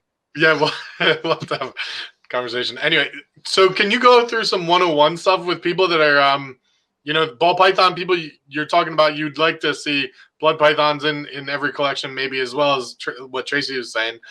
What are the differences, with keeping blood pythons? And you were starting to say about how you set them up, when they're first born, but how often do you feed them? What temperatures, what's too hot for them? And that the whole gambit real quick, if you want to run through it. Sure. I mean, for me, as far as, baby production wise, when I get babies, I still, I'll sex them right out of the egg. And I find that easier. I mean, this is a trick that I've done for a long time. I just stumbled on it. It works for me, but I've got a big deep sink that I work with. I got a bunch of them in the building, but I've got a 2-compartment deep sink. And so I pull everybody out of the egg box. I throw them in one side of the sink, and I take the sprayer out and I spray everybody off to get all the goop off, get all the vermiculite, perlite. I still do old school incubation. I don't have any of those cool little plastic trays or anything, so my snakes have shit all over them when they come out. So I put them in one side of the sink. I spray them with the spray hose. And when you start spraying them, if you've ever seen any videos of like baby cobras online, I mean, that's what they look like when you start spraying them. They'll start snapping at each other. They got their heads straight up in the air. They're snapping. Their mouths are wide open. I mean, they're vicious looking little things. When you spray them like that, literally they'll bite each other. They get angry in there. But I'll let them sit for about 4 or 5 minutes after that. And, they'll settle down, and then I reach in. And I mean, the best way I describe it to anybody is, make very diligent movements, move in, grab the animal. And then the biggest thing with blood pythons, because they're heavy bodied, is you want to support as much of the entire body as possible. So I do that, and then I just move really slow, and pop the animals. It's one of those, hey, I feel if you're still learning how to pop an animal, don't try it on the blood. It's going to be a bloody mess. But I mean, if you know what you're doing, you're good at it. I can get in there and I can pop it in 2 seconds. A lot of times, really, males will get aggravated and agitated enough. They'll throw their hemipenes out on their own. So you can tell sometimes I'll just pick them up and go, oh, that's a male. I don't even have to check. Anything else, I'll double check. But and I'll separate them into males and females. And set them up just like a ball python clutch. I'll put them all in on some wet paper towels with a water bowl, and I'll let them sit in there for 7 to 10 days. And really, I can't say I've got a reason for that. It's just a ball python habit that swung over into that. But at the same time, most of the time, I've got a backlog of stuff needs to get done. I don't have tubs set up yet. I got to go get aspen. I got to make stickers for the tubs, do all this, and so it gives me some time to set them up. There's no set timeline on when it happens, but it's sometime in the next 7 to 10 days, I'll get them set up. Now, talking to quite a few people that I have talked to at Bloods, I start feeding mine way earlier than most people. I know some people that don't start offering first meals until they're 6 weeks old. I still do mine like a ball python. I'm like, hey, I'm gonna offer it 10 to 14 days.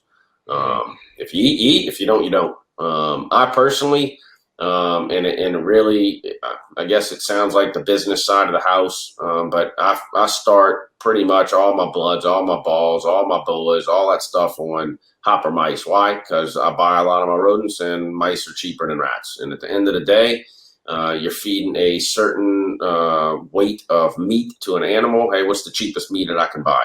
So I start everything on mice. Most of the time, I don't have any issues with the blood starting them on mice. I did have one this year, and I will get it occasionally, that won't eat it. And it takes me every year, I forget, and it takes me 4 or 5 weeks to figure out, oh, it probably wants a rat. I'll throw a rat in there, and it'll eat a rat.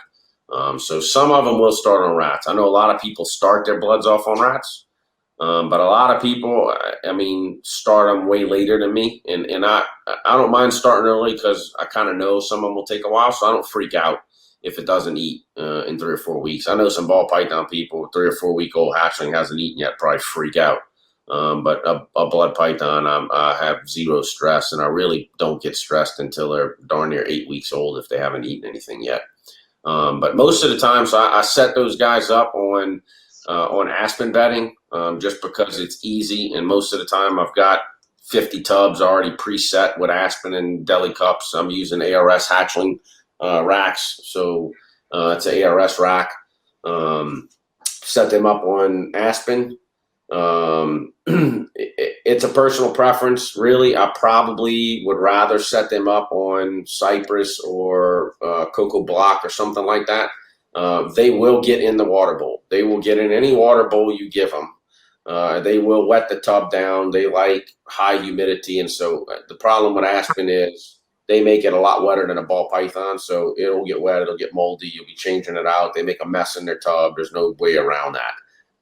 But the other thing is, most of the time, if I'm setting up baby bloods for sale, I don't mind putting them on aspen because there's a chance that a decent amount of them are only going to make it to 2 months old before they're sold anyway. So no big deal. But, after they start getting some size on them, I will start switching them over to rats slowly, but still smaller rats. And then, 2 to 3 months old, I'll go ahead and switch them over to cocoa bedding, just because when they start spilling water bowls and dumping it all over the place, that bedding is way more conducive to holding all that additional water and humidity. But that's how I'll set my babies up. Typically, I feed all my bloods pretty slow. Small meals, it doesn't leave a bulge at all.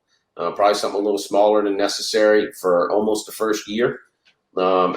Typically somewhere around 10 months to a year is where I find that you need to move them up into something bigger.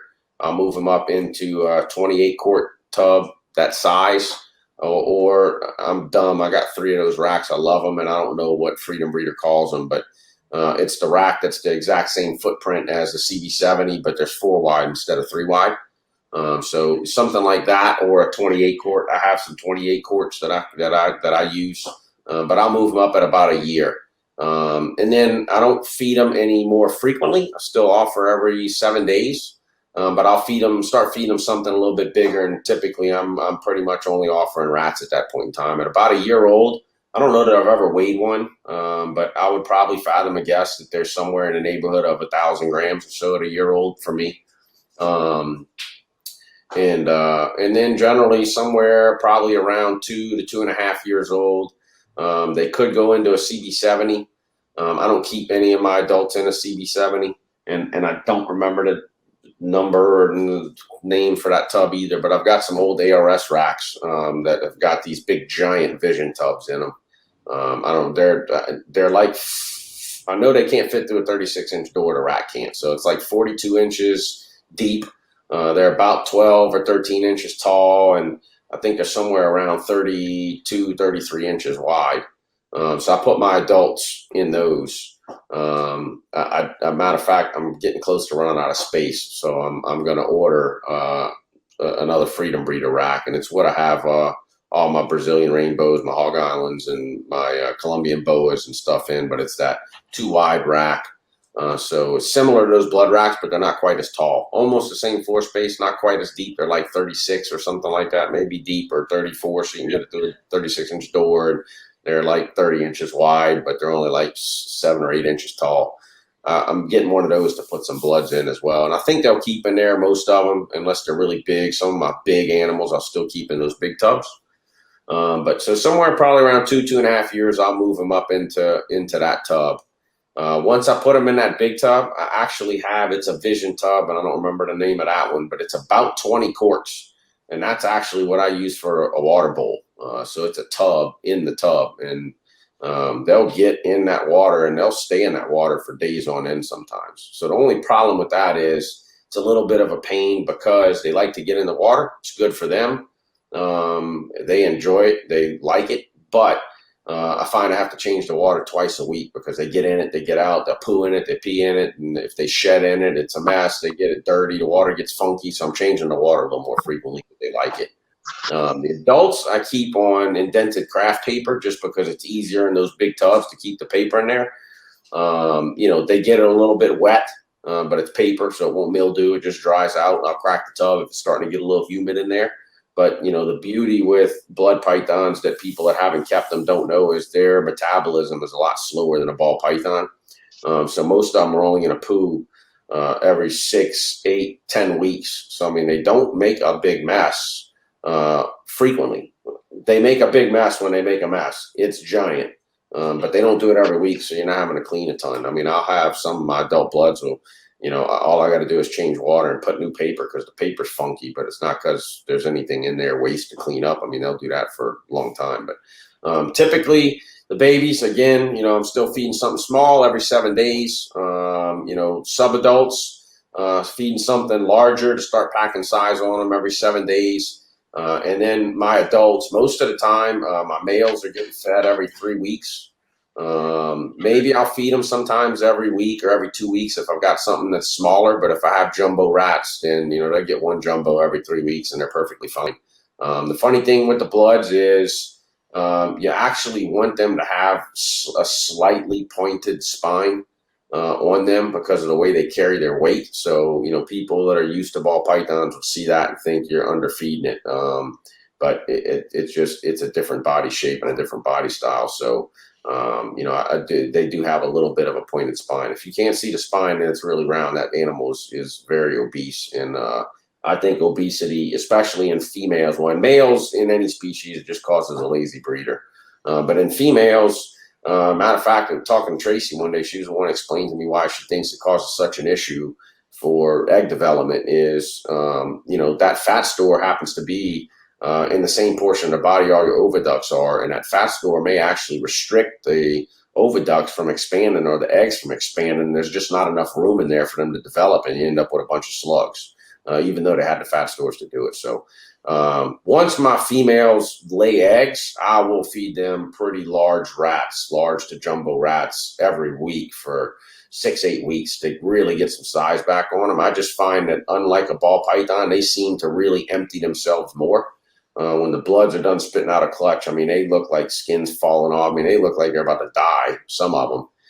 So I don't mind getting some weight in them. But once they get weight back on, they fill out a little bit, they look good, then I'm back to, every 2 weeks, but normally every 3, feeding them a good sized meal on those. From a temperature perspective, fortunately this year I've got a whole rack that's got a bunch of boas, and I'm keeping the boas a little cooler than the balls, so it's not as big a deal. But normally I keep the blood pythons at the bottom of the rack close to the floor so they can be as cool as possible in that rack.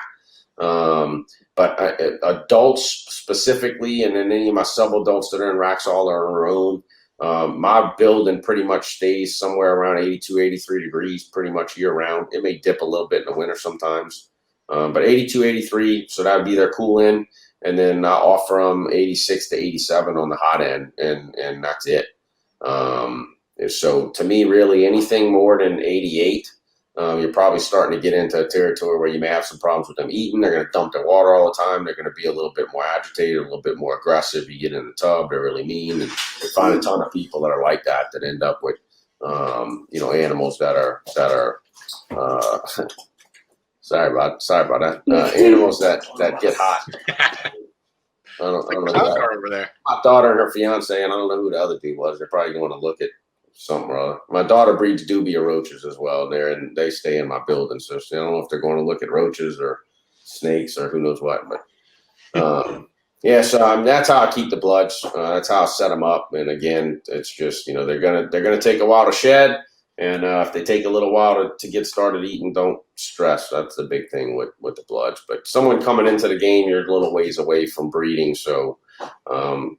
Just make sure you're buying an animal that's feeding well. And if someone's selling you an animal that has already started feeding and feeding well, you're not going to have a problem. Blood pythons rarely miss a meal.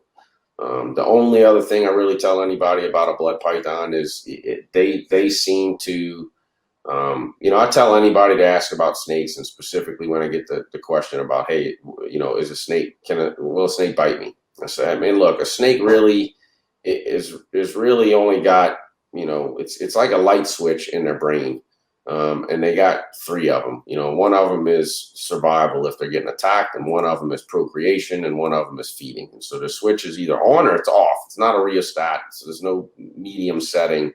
But the bloods, their switch seems to be a little stiffer. If you ever hit a light switch that's really stiff to switch. So when that food switch comes on, it's on. So, I mean, I tell everybody, if you feed your blood python, get in there, feed it, get out, leave it alone. I've taken 3 very bad bites from a blood. All 3 of them were my fault. All 3 of them were on feeding day. All 3 of them were on feeding day, checking on the animal after it had already eaten. So, that switch is still on. They just ate a big jumbo rat. I know they're full and they wanted more. And I mean, I've taken 3 really nasty bites from large adult females from that. And they, unlike a ball python, they will hold on. And it does hurt like hell. So to me, I say, hey, feeding day, the food switch is on. Just, feed them, leave them alone. Don't go playing with them.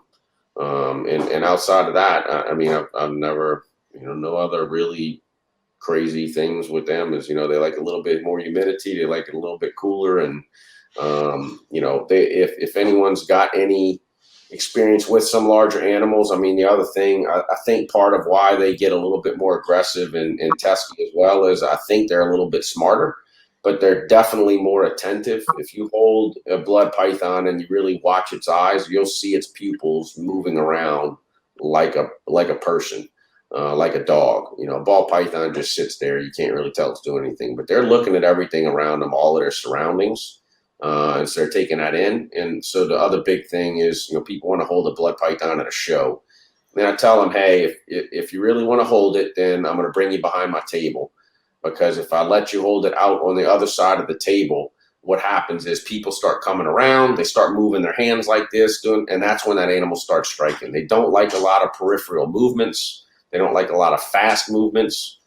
Even occasionally, if I grab one of the blood pythons and I'm walking through the building, I'm going to go weigh it. I'm going to go take a picture. If I go through a doorway or I'm walking, it'll just strike for no reason in midair. And it's probably because you walk by a rack. And so it looks like movement because it's moving, not the rack, but stuff's going by the eye and they just don't like that. So they don't like all that movement stuff. So that comes in with the diligent movements. Reach in, pick the animal up, and then, you know, try to handle it by yourself or with someone else that understands, you know, how that animal is going to react. So they're not moving around a lot. But otherwise, you know, great species, but that's kind of how I kept them and some of the learnings that I've come across over the last 10 years or so messing with them. That was very complete. That was very good, Tim. I had like questions and you throughout it answered them all. Oh, that's how incubation wise. I mean, I incubated just like a ball python. There's no difference once they go in the incubator. Same temperature, they're in the same incubator. They incubate the same length of time and all the same requirements. So I keep all that stuff exactly the same. No change to incubation. Gotcha. So you're incubating at 88 degrees and you're not getting angry babies at 88 degrees? I don't incubate at 88 degrees, so maybe that's part of the problem. 86? 87.5 is what my helix is set at. I still use a helix. What the hell is that thing called? I forget what that old helix is called. Helix 1500 watt system. I still use one of those. You probably can't even find that thing anymore. But yeah, so it's dialed into 87.5 and it stays between 87.3 and 87.6. So, Okay. Want to talk about that half degree a little bit? It just, so I started out lower years ago, worked my way up and then started working my way back down. And somewhere along the way, I was working down probably a half a degree a year, ended up at 87.5. And that's probably the year that I got lazy after that. And I never went and dialed it back to 87. It just stayed there. And now it's one of those, it's not broke, don't fix it. So it's that thermostat has been set at 87.5 for, it hasn't been touched since I started this incubator in this building. So that's at least 8 years. And it probably wasn't touched for a couple years before that. So it's probably been set on that for about 10 years and that moved. So, I mean, I'll dial it to 87, even if you ever come over, just so it doesn't bother you. But, you know. Oh, it's not that I'm OCD. I just 87.5. I mean, you just trying to be different over there? I mean, what the fuck, man? Well, I do have some weird quirks like that, though. My daughter laughs because my alarm clock every morning is set for like 6:53, 7:02. She's like, "What's with that?" I'm like, "Just cause. Why not?" So I do have some thermostats that are set at like 88.1 and 92.3 or 92.7. Mostly so people ask why, and I can tell them I don't know, just cause. Okay. Sure. Great conversation. But oh shit, let's keep bouncing around because you work with a lot of stuff over there. Angolans. We were talking recently about your Hog Island boas, which I'm very excited about your Hog Islands. There's probably a couple boa guys. Tell me what you mentioned in Arlington, where your lineage came from. You were successful breeding them this past year. Let's talk about your hogs. So I can't go too far into the Hog Island lineage. On the female side, really, all I'm probably at liberty to say is that they came via the AZA. So they came out of the American Zoological Association. So I know, you know, those animals are pure Hog Islands, but there's some other history there I can't talk about. But anyway, so those guys are pure. And then my male, I didn't actually buy him. And actually, the Hog Islands aren't mine. They're a good friend of mine who's a veterinarian. And so he brought the females over to me, and then he bought a male, and he sucks at breeding. So he brought them to me, I breed them all, and then we split everything, but a real good friend of mine. So he ended up buying the male, and the male lineage, it goes back to Chad Duggan, and Chad had some lines that have been highly sought after for a long time because he had just refined that Hog Islands to some really good looking animals. So the male is really pretty, and we ended up with some really pretty babies this year. But essentially, you know, the goal there is I've for years always liked hog islands, and they've done so much now with crossing those out into Colombians and other things that there's a lot of them out there that aren't pure, but I just prefer to work with the pure stuff. But, you know, my first litters were actually I have 2 girls. I have 1.2. My 2 girls laid, both had a litter each 2 years ago. One of them had like 11 slugs and 1 baby, and one of them had 3 babies. And one of the babies I nursed along for almost a year, and it finally died. And so I didn't have much production out of that. And then they took a year off. And then this last year, I did make some adjustments in my boa rack. I think I was really just keeping my. Actually, I ended up getting I've changed over a bunch of my racks to the Freedom Breeder thermostats, and I really like those thermostats a lot.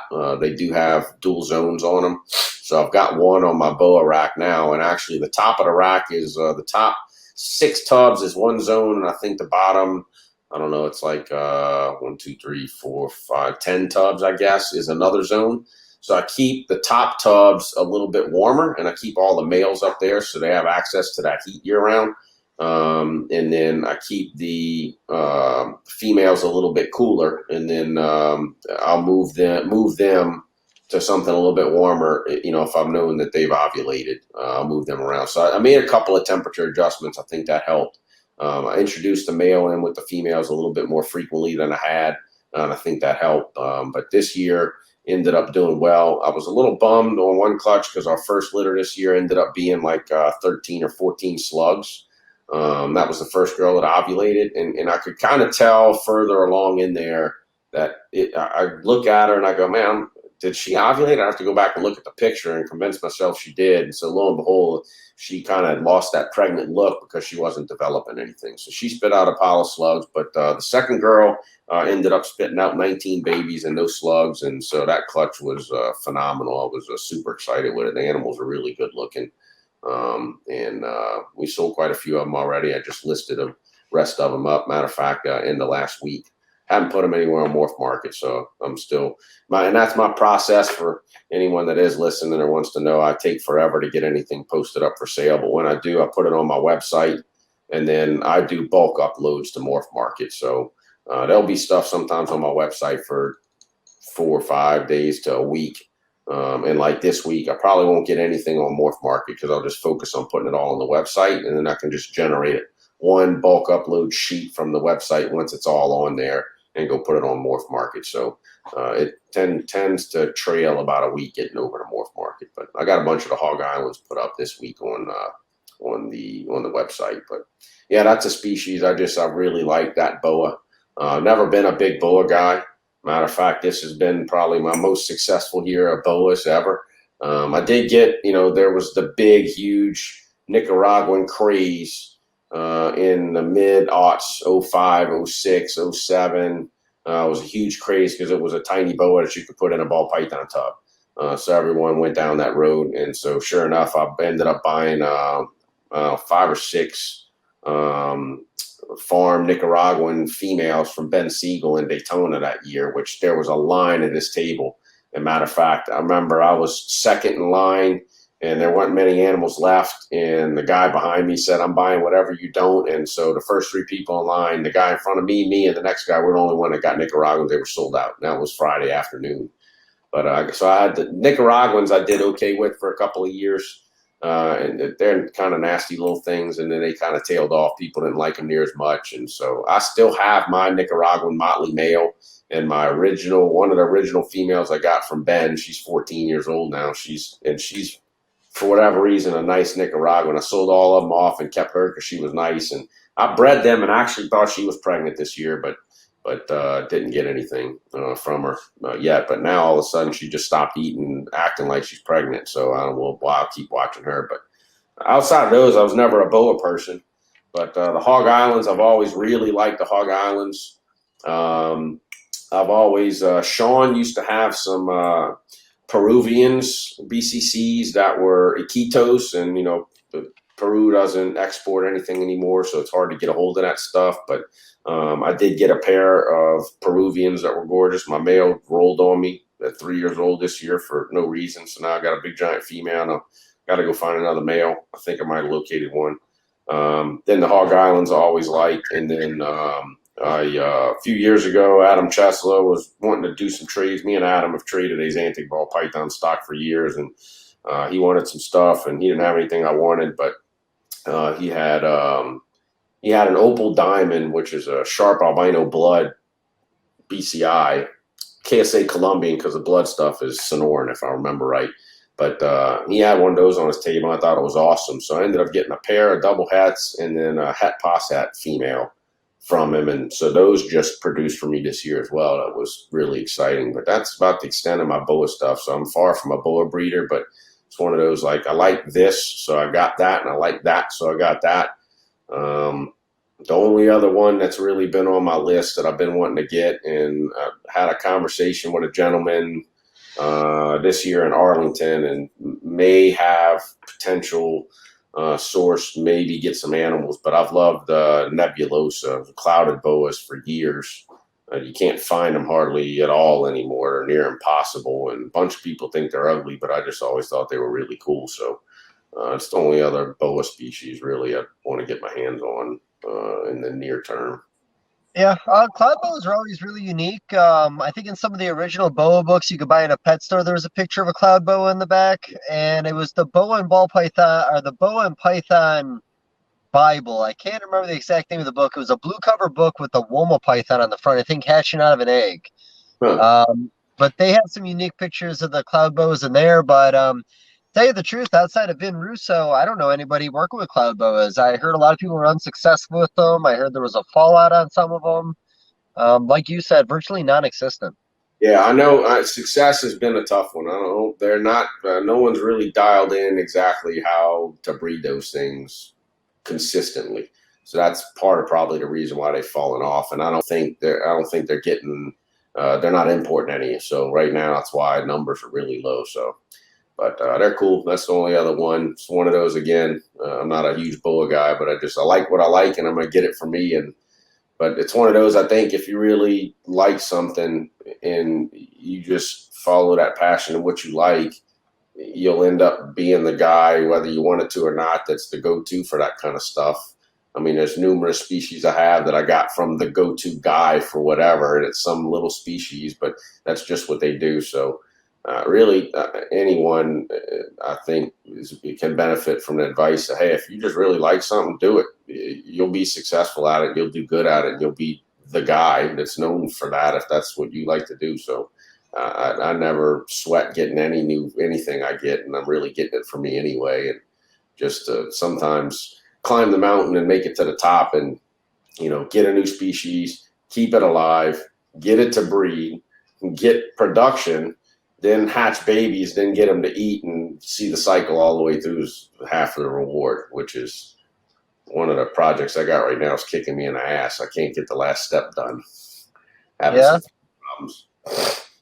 Yeah, no, your comments really is true, because, it's really a keep it up with the Kardashian kind of industry. Everything gets trendy at certain points. A lot of people jump into it, and they don't really know why they got into it in the first place. And, that even goes for like ball python mutations big time. Things that get discarded come back. All of a sudden, the right person has it, and everybody has to have it also. The best breeders in the industry are the people who just pay attention to their animals and just give a shit. Like you said, you can't walk in with a idea of a number that you hope to make every year doing this. You just fucking go in and see where you end up. But what's your tricky species, bud? What are you struggling with right now?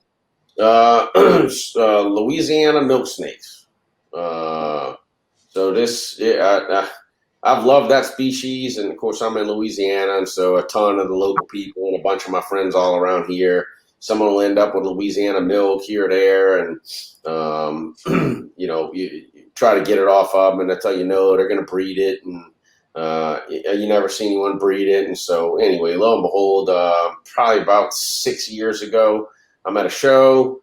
Guy walks up to the promoter, local show, and he says, "Hey, I'm just kind of wanting to talk to somebody about this animal." And so, the guy running the show goes, "Hey, I know exactly who to talk to." So he brings the guy over to my table, and he comes around the corner, and lo and behold, I'm like, Lewis? And he goes, Tim? And he goes, you know him? And so this is a guy I used to throw darts with years ago on a dart team. I never knew he had snakes. And he's got one snake. And he's had a Louisiana milk snake his whole life. He had one die. And so lo and behold, he had one for a long time. It died. He told his buddy went and caught him one, brought it back. He had problems getting it to feed, couldn't get it to eat, let it go, told his buddy, caught him another one. And so he had this animal for about 6 years, brought it to me and was like, hey, look, it's been me and my daughter's snake. And, I want to kind of preserve, him and his lineage. And so I'd love to breed him and do something. And I was like, no problem. But I look at the animal and it doesn't look like a Louisiana milk snake. It is, but it's a mutation. It looks like a calico Louisiana milk snake. And I'm like, dude, that's the craziest thing I've ever seen. So he said, hey, he gives it to me. He says, I just, hey, you keep it, you try to breed it. And at the time I didn't have a female. I'd actually been trying to get a hold of some from some people when I'd see someone catch one or get one and I couldn't. And so I said, I'm going to scrounge up a female. I know a couple people have them. I'm going to press them a little harder, see what I can do. I said, but let me hold on to them. I said, and I'll try to breed them. And I said, but, you feel free, come get them whenever you want. Come look at them whenever you want. I didn't have a problem telling him that because it's a guy I'd known for years. So he gives it to me. And fortunately, one of the local guys that had this female, and I'd been trying to get off of him, he wouldn't come off of it. And this was a late in the year show. So I want to say it was about this time of year, beginning of December. And this guy calls me up. He's got that Louisiana milk. It's a female, wild caught. It's an adult. And he says, Tim. I said, yeah. He says, man, I'm in a bind. I said, what? He goes, man, I sold this albino ball python to this lady. It's for her daughter for Christmas. And this thing just died. Do you have any albinos? I said, I do. I said, I've got one female. He goes, man, that'd be perfect. He said, how much? I said, one Louisiana milk snake female. And he goes, dude, you're killing me. I said, if you want to make a little girl's Christmas, you'll make it free. So that's how I ended up with my female. So I got the female and, fed her real good. She started eating, doing pretty well. For me, he said she wasn't eating good. And I think he was feeding frozen thawed. I was feeding live. So she was eating great for me, no problems. In that first year, put him in brumation. I didn't even try to breed him or anything. I said, let me let her acclimate for a little bit longer. So next, got him out of brumation, woke him up, fed her. She did great. So that second year, one of my buddies that works for the zoo came over, and he's like, man, that female's, she looks good. She's up to size, man. Give it a shot. So brumated again, tried to breed, didn't get anything. So 2 years ago, finally said, man, I don't think my room's getting cold enough because I'm only brumating my room. It gets down to about 55 to 57. So I think I need something colder. So I went and bought a refrigerator. And actually, I was going to put them in it. I was going to put the Pueblans in there, some Honduran milks in there. But anyway, threw them in the refrigerator down to 45 degrees. Pulled them out of brumation that year, bred them, got nothing. So last year, I don't want to reveal that just yet, but last year I made a couple other slight changes to how I brumated them that I think may have been part of success. So bred them, and then sure enough, she ovulated, and we got eggs this year. And a bunch of people got excited, and I said, I'm smarter than that. I said, I got eggs. I still got to get them to hatch, number one. I said, and then number two, I got to get them to feed. So sure enough, out of 8 eggs, 7 hatched. One was full term, but it was dead in the egg. I couldn't really determine why it died. And I don't remember now if it actually had slit the egg or not. I can't remember, but we ended up getting 7. I still have all 7 of them, which is apparently a pretty big clutch, because once I produce that, all of a sudden out of the woodworks comes a few people that have been breeding them. But everyone I've talked to gets 3 or 4 eggs, and then some of those 1 or 2 babies will hatch, and that's it. But there's only a handful of people in Louisiana that I know of that have successfully bred the species. But the babies are extremely tiny. And the biggest thing is, really, I put my animals into brumation later than most people, and it just has to do with the way the weather around here works and how it works best for me to brumate. But I pull them out late, so therefore they lay late, they hatch late. So they hatch mine later than what would be ideal for that species, because their favorite thing to eat is baby green anole lizards. Well, you can't find baby green anole lizards in October. That's a June, July, August thing. So I don't have any. I've got quite a few anoles that I've caught, froze. They're in the freezer, trying to do scenting. I did have one baby lizard that I caught one time. Put that in there, and one of them ate it. But it hasn't eaten anything since. I have two of the animals. One of them took a live pinky mouse right off the gate. That was great. It hasn't taken another live since then, but I have two of them that take washed tiny pinky mice. They'll eat those. And then the other ones I'm farting around with, braining, boiling, scenting with the lizards, scenting with frogs, scenting with snakes. So I've resorted to now, I've actually force fed the 5 that are not eating pinks on their own. I'm force feeding them mouse tails and half mouse tails. 2 of them are spitting them back out, and I'm lizard scenting them. And so anyway, they're just kicking my ass. So we breed. This might be a little tip for you. I don't know. We breed pygmy pythons. So they're like super tiny, and they same thing, like lizard eater generally out of the gate, and they're really hard to start. We've lost a lot of them over the years, like trying to get them to feed. This year, what we've done is we use a catheter, and we do baby food. So we'll do turkey baby food, and we pull that up, and you stick the catheter in, make sure that there's no air bubble or whatever. Yep. Stick the catheter in. Squeeze in that little bit of food, and then you're good. It's like so much easier because we've tried, mouse tails, we've tried mouse legs, like all different sorts of kind of crazy stuff, and it's such a pain in the butt. But catheter feeding goes pretty well. Been pretty. Oh yeah, I've had a bunch of people tell me that. To me, really, the mouse tails is easy. The hardest part is getting their mouth open. So to me, catheter is going to be just as difficult as the mouse tail. But I haven't given up on thinking about trying to do that, because at this point it's just keeping them alive.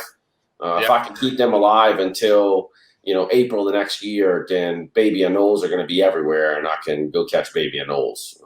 And I got another old school trick from a buddy of mine that's a old school herper guy down here, with green anoles. And so I'm gonna try to catch a couple hundred of them next year, and freeze probably quite a few of them and feed a bunch of them off too. So something that I'm not sure how common it is in the Klubrik community, but I know a few people that do it, and it's come up in conversation, is putting your babies right into brumation if they're not feeding, and then bringing them back out in the spring and starting the process over again. Have you ever heard about that or tried that yourself with any of your Klubrik stuff? I know a bunch of people that do that. Me personally, any species that I brumate, I typically have not brumated the animals the first year. I'd rather just keep feeding and putting size on. But that is one thing to think about with these guys. But just to me, it's 6 months from hatching to brumation. Seems like too long, but I mean, to me, it can't hurt anything. I mean, I can either put them in there and hope they, make it through the 3-month brumation, or leave them out and they're going to lose weight because they're not cold. So, I mean, that's always a possibility. And I may end up doing that if I can't get them to start taking a little easier, because 2 of the ones that I'm force feeding mouse tails to, 2 of them will spit them up.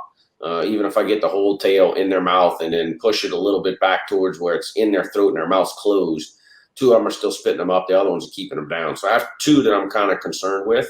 The other 5 animals I think are doing well enough that, I'm not too worried. I'll eventually get them eating something on their own. Mouse tails will help support them, and carry them on for a little while. But that's something I've thought about. All my other species I haven't done that with, like even my mountain kings, my gallmus, the first year I don't brumate those guys. I leave them out just to get some more size on them. But it's a thought.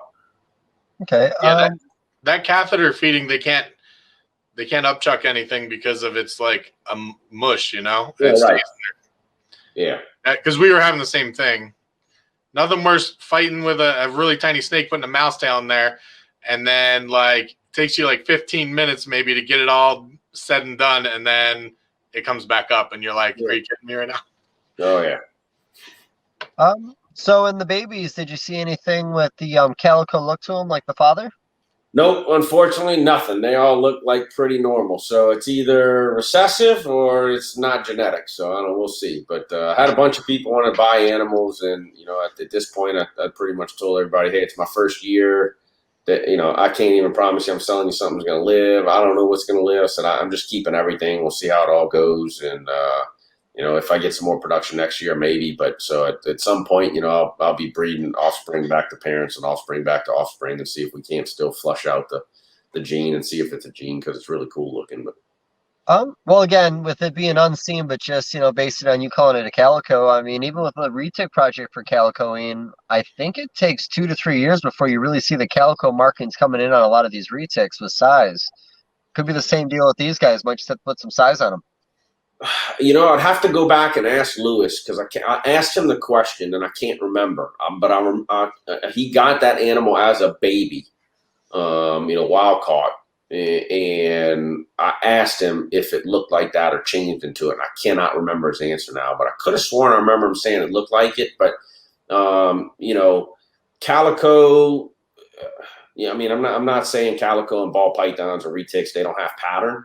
But the calico in this, because it's in a banded animal, like any of your tricolor or any of your other banded snakes, man, it screws up all of the banding. I mean, even across the top of the spine, even though most of the white, like most calico animals, is all situated on the sides and the belly, and really normally only goes up maybe 50 to 70% of the way up the side of the body, and normally not around the dorsum. But it messes up the pattern enough that I would still think I would see something in the babies. But I won't rule out the possibility that, like pie-sided blood red corns and stuff that develop that stuff later. I mean, even sugar and calico ball pythons, or have a pink look and just gain the white just creeps as they age. So it's a possibility. We'll see. But at this point, I'd be excited to see them change as they age, because that means I kept them alive long enough to age.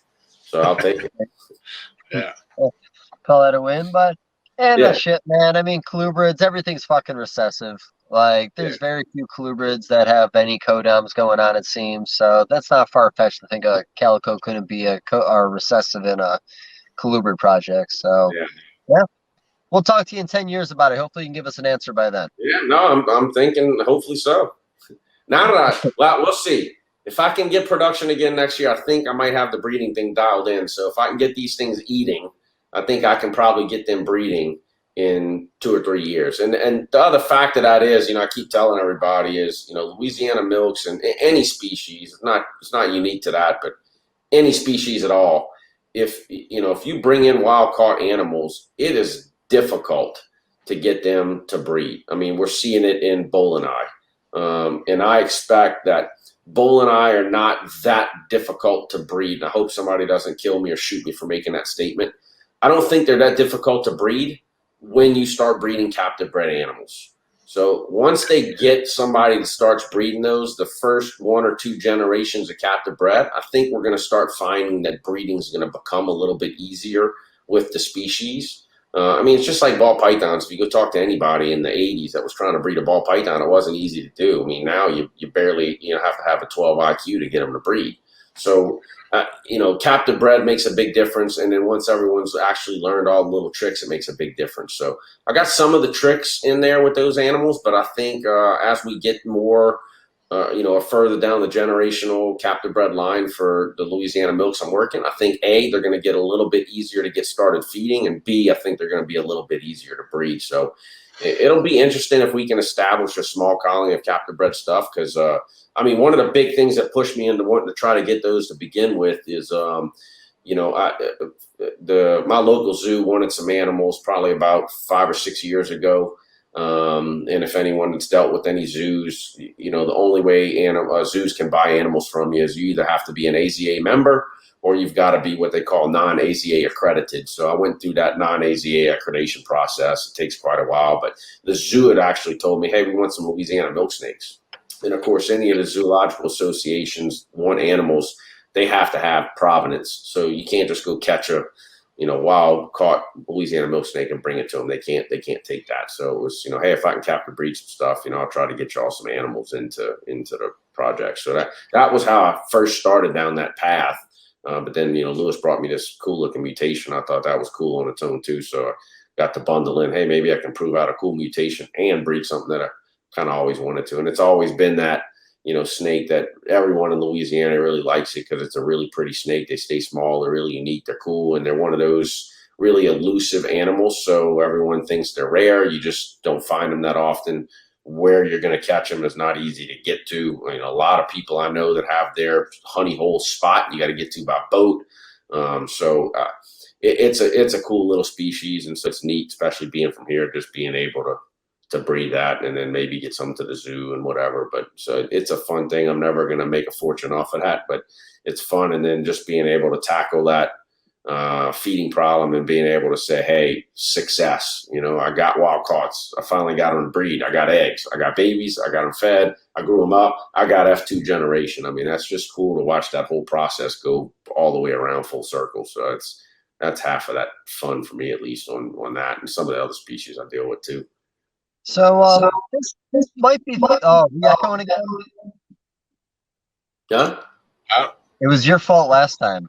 You might want to write this time down. I got it. Okay. This might be thinking a little outside the box, Tim, but have you considered breeding a Knowles? Yeah, I have, but I haven't gone down the path of researching it. But I know people that used to. But yeah, it actually crossed my mind a couple years ago before I produced these, going, hey, having a food source might be smart. And actually, it's funny that a couple of the other species I actually intentionally got because they produce tiny babies, and I wanted to get myself prepared for Louisiana milk snakes. So tricolor hognose I got because they have little babies, and so I wanted to try to get some tricks and get prepared. Speckled king snakes are, I produce them now every year for 5 years, 6 years now, and those are one that are not the easiest things to get eating reliably to something I'd want to sell to somebody. I'm scenting those things with a couple of different snakes, washing this, that, so I got some of those harder things to just get myself accustomed to some tricks, maybe some tricks on how to set animals up. I've learned a few things about a couple of the animals I have on, like, hey, I got a problem feeder. Man, let me make a change to the setup.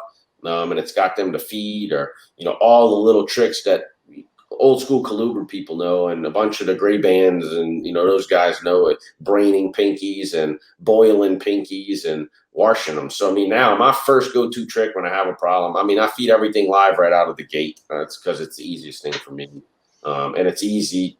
You hear this all the time on colubrid boards, people trying to find frozen pinky mice, and they, no matter where you order, they try to order day-old pinks, and they come in and they're too big. So I breed them because it's easier to go pull literally 2-3 hour old pinkies that are tiny and feed to some of the tiny stuff. So I'll feed everything live.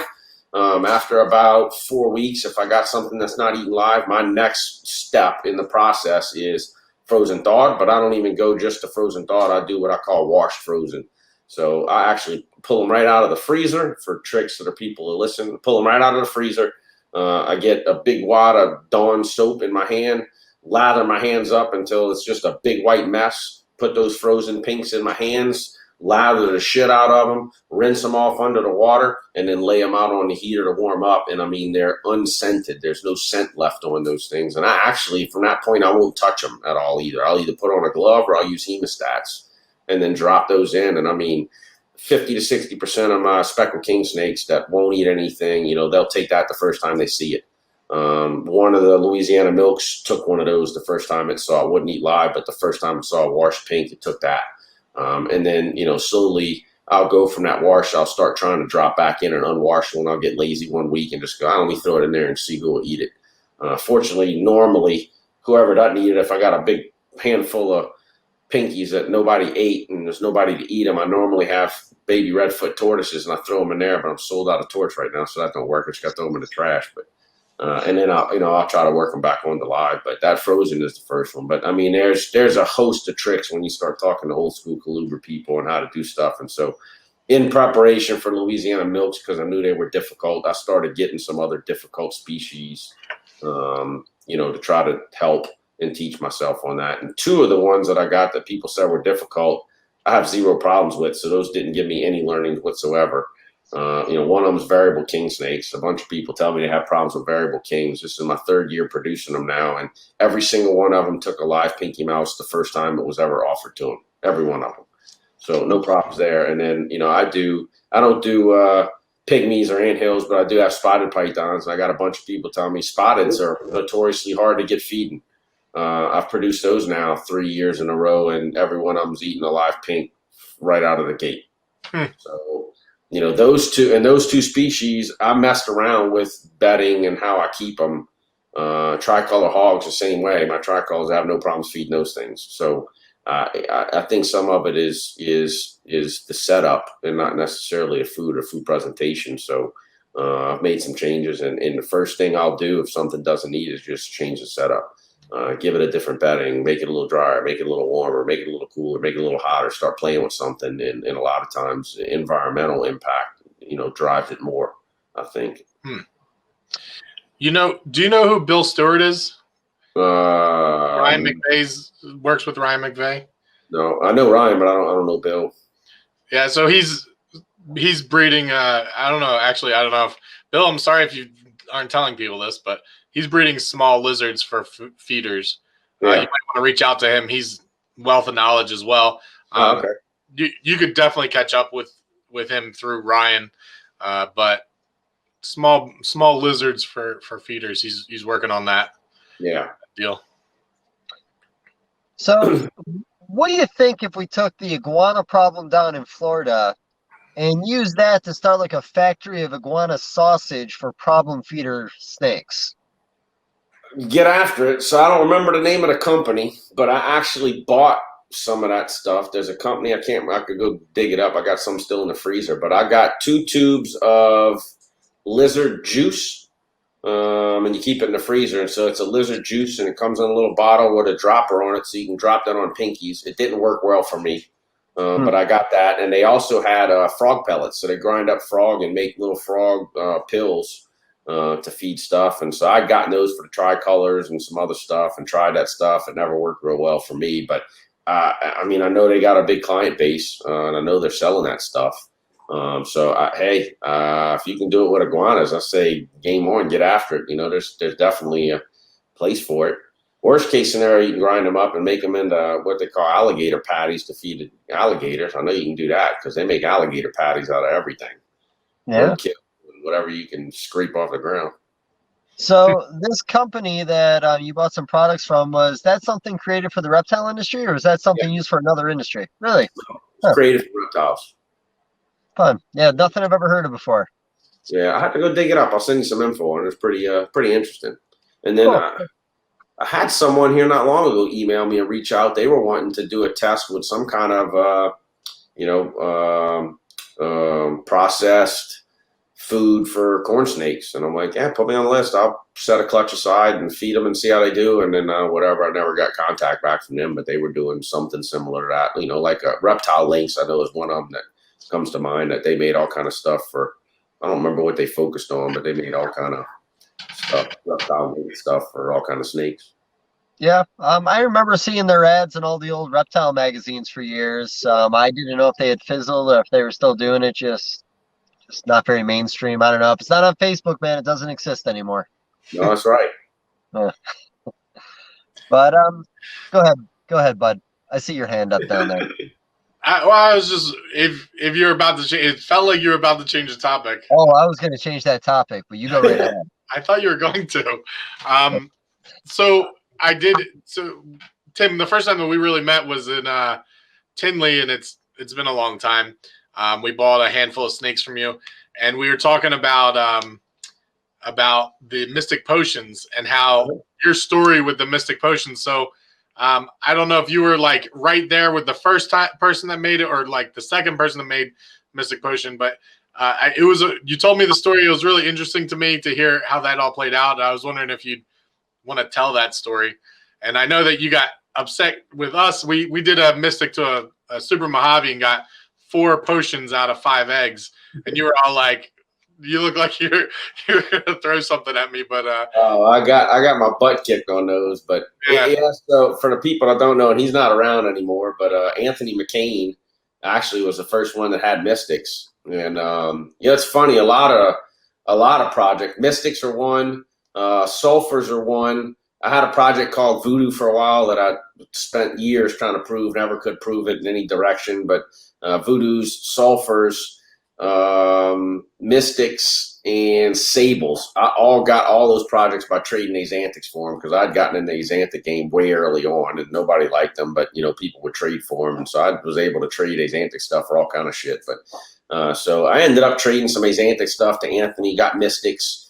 The first year he released any. I don't think a lot of people got them that year. It had to have been probably 06 when I got that mystic mail from Anthony. And I just thought it was neat. Really didn't have an idea on what it was going to do. But I remember I was driving home from the Arlington show, and Anthony called me and told me that he had bred his mystic to a Mojave, and he cut the eggs, and there was a purple snake in the egg. And I don't remember. I don't think we were texting pictures at that time. So I don't think he texted me a picture. I think he emailed me a picture of it or something. But all I knew, thinking the whole time I was going home, is, hey, I got a Mojave female sitting in the rack. When I get home, I'm throwing that mystic to it. And sure enough, so I did. And I want to say the first year I bred that mystic to Mojave. And so I ended up producing the second potions, because Anthony made that first one. And I think I made 2 in that clutch. I'd have to go back and look at the records. And so we ended up making like the second potions ever, and that was cool. But the reason I got angry at Ben is because probably for the next 2 or 3 years, I couldn't make one. I bred mystics to all kind of Mojave stuff. And man, for like 2 years, I couldn't make a freaking mystic potion to save my ass. So, we made those 2, and then couldn't make any more after that to have any that were saleable, because everybody was wanting them. But still ended up doing really well with the mystic project. I mean, we sold a bunch of mystics, did really well as far as making money on that project. And still I don't have a ton of that stuff left really anymore. I'd gotten rid of a lot of my mystic and phantom stuff. I did a purge probably 3 or 4 years ago, and really I got to the point of saying, man, I got to get some snakes down. I don't have to have every project and every mutation. And so I got to the point, I said, if I walk in my incubator and I got some eggs hatching and I'm not super excited about what's hatching out of those eggs, then I'm going to get rid of that project. And so that was one, but I still have a handful of animals running around. Matter of fact, I've got the first pastel mystic I ever produced, just laid the other day.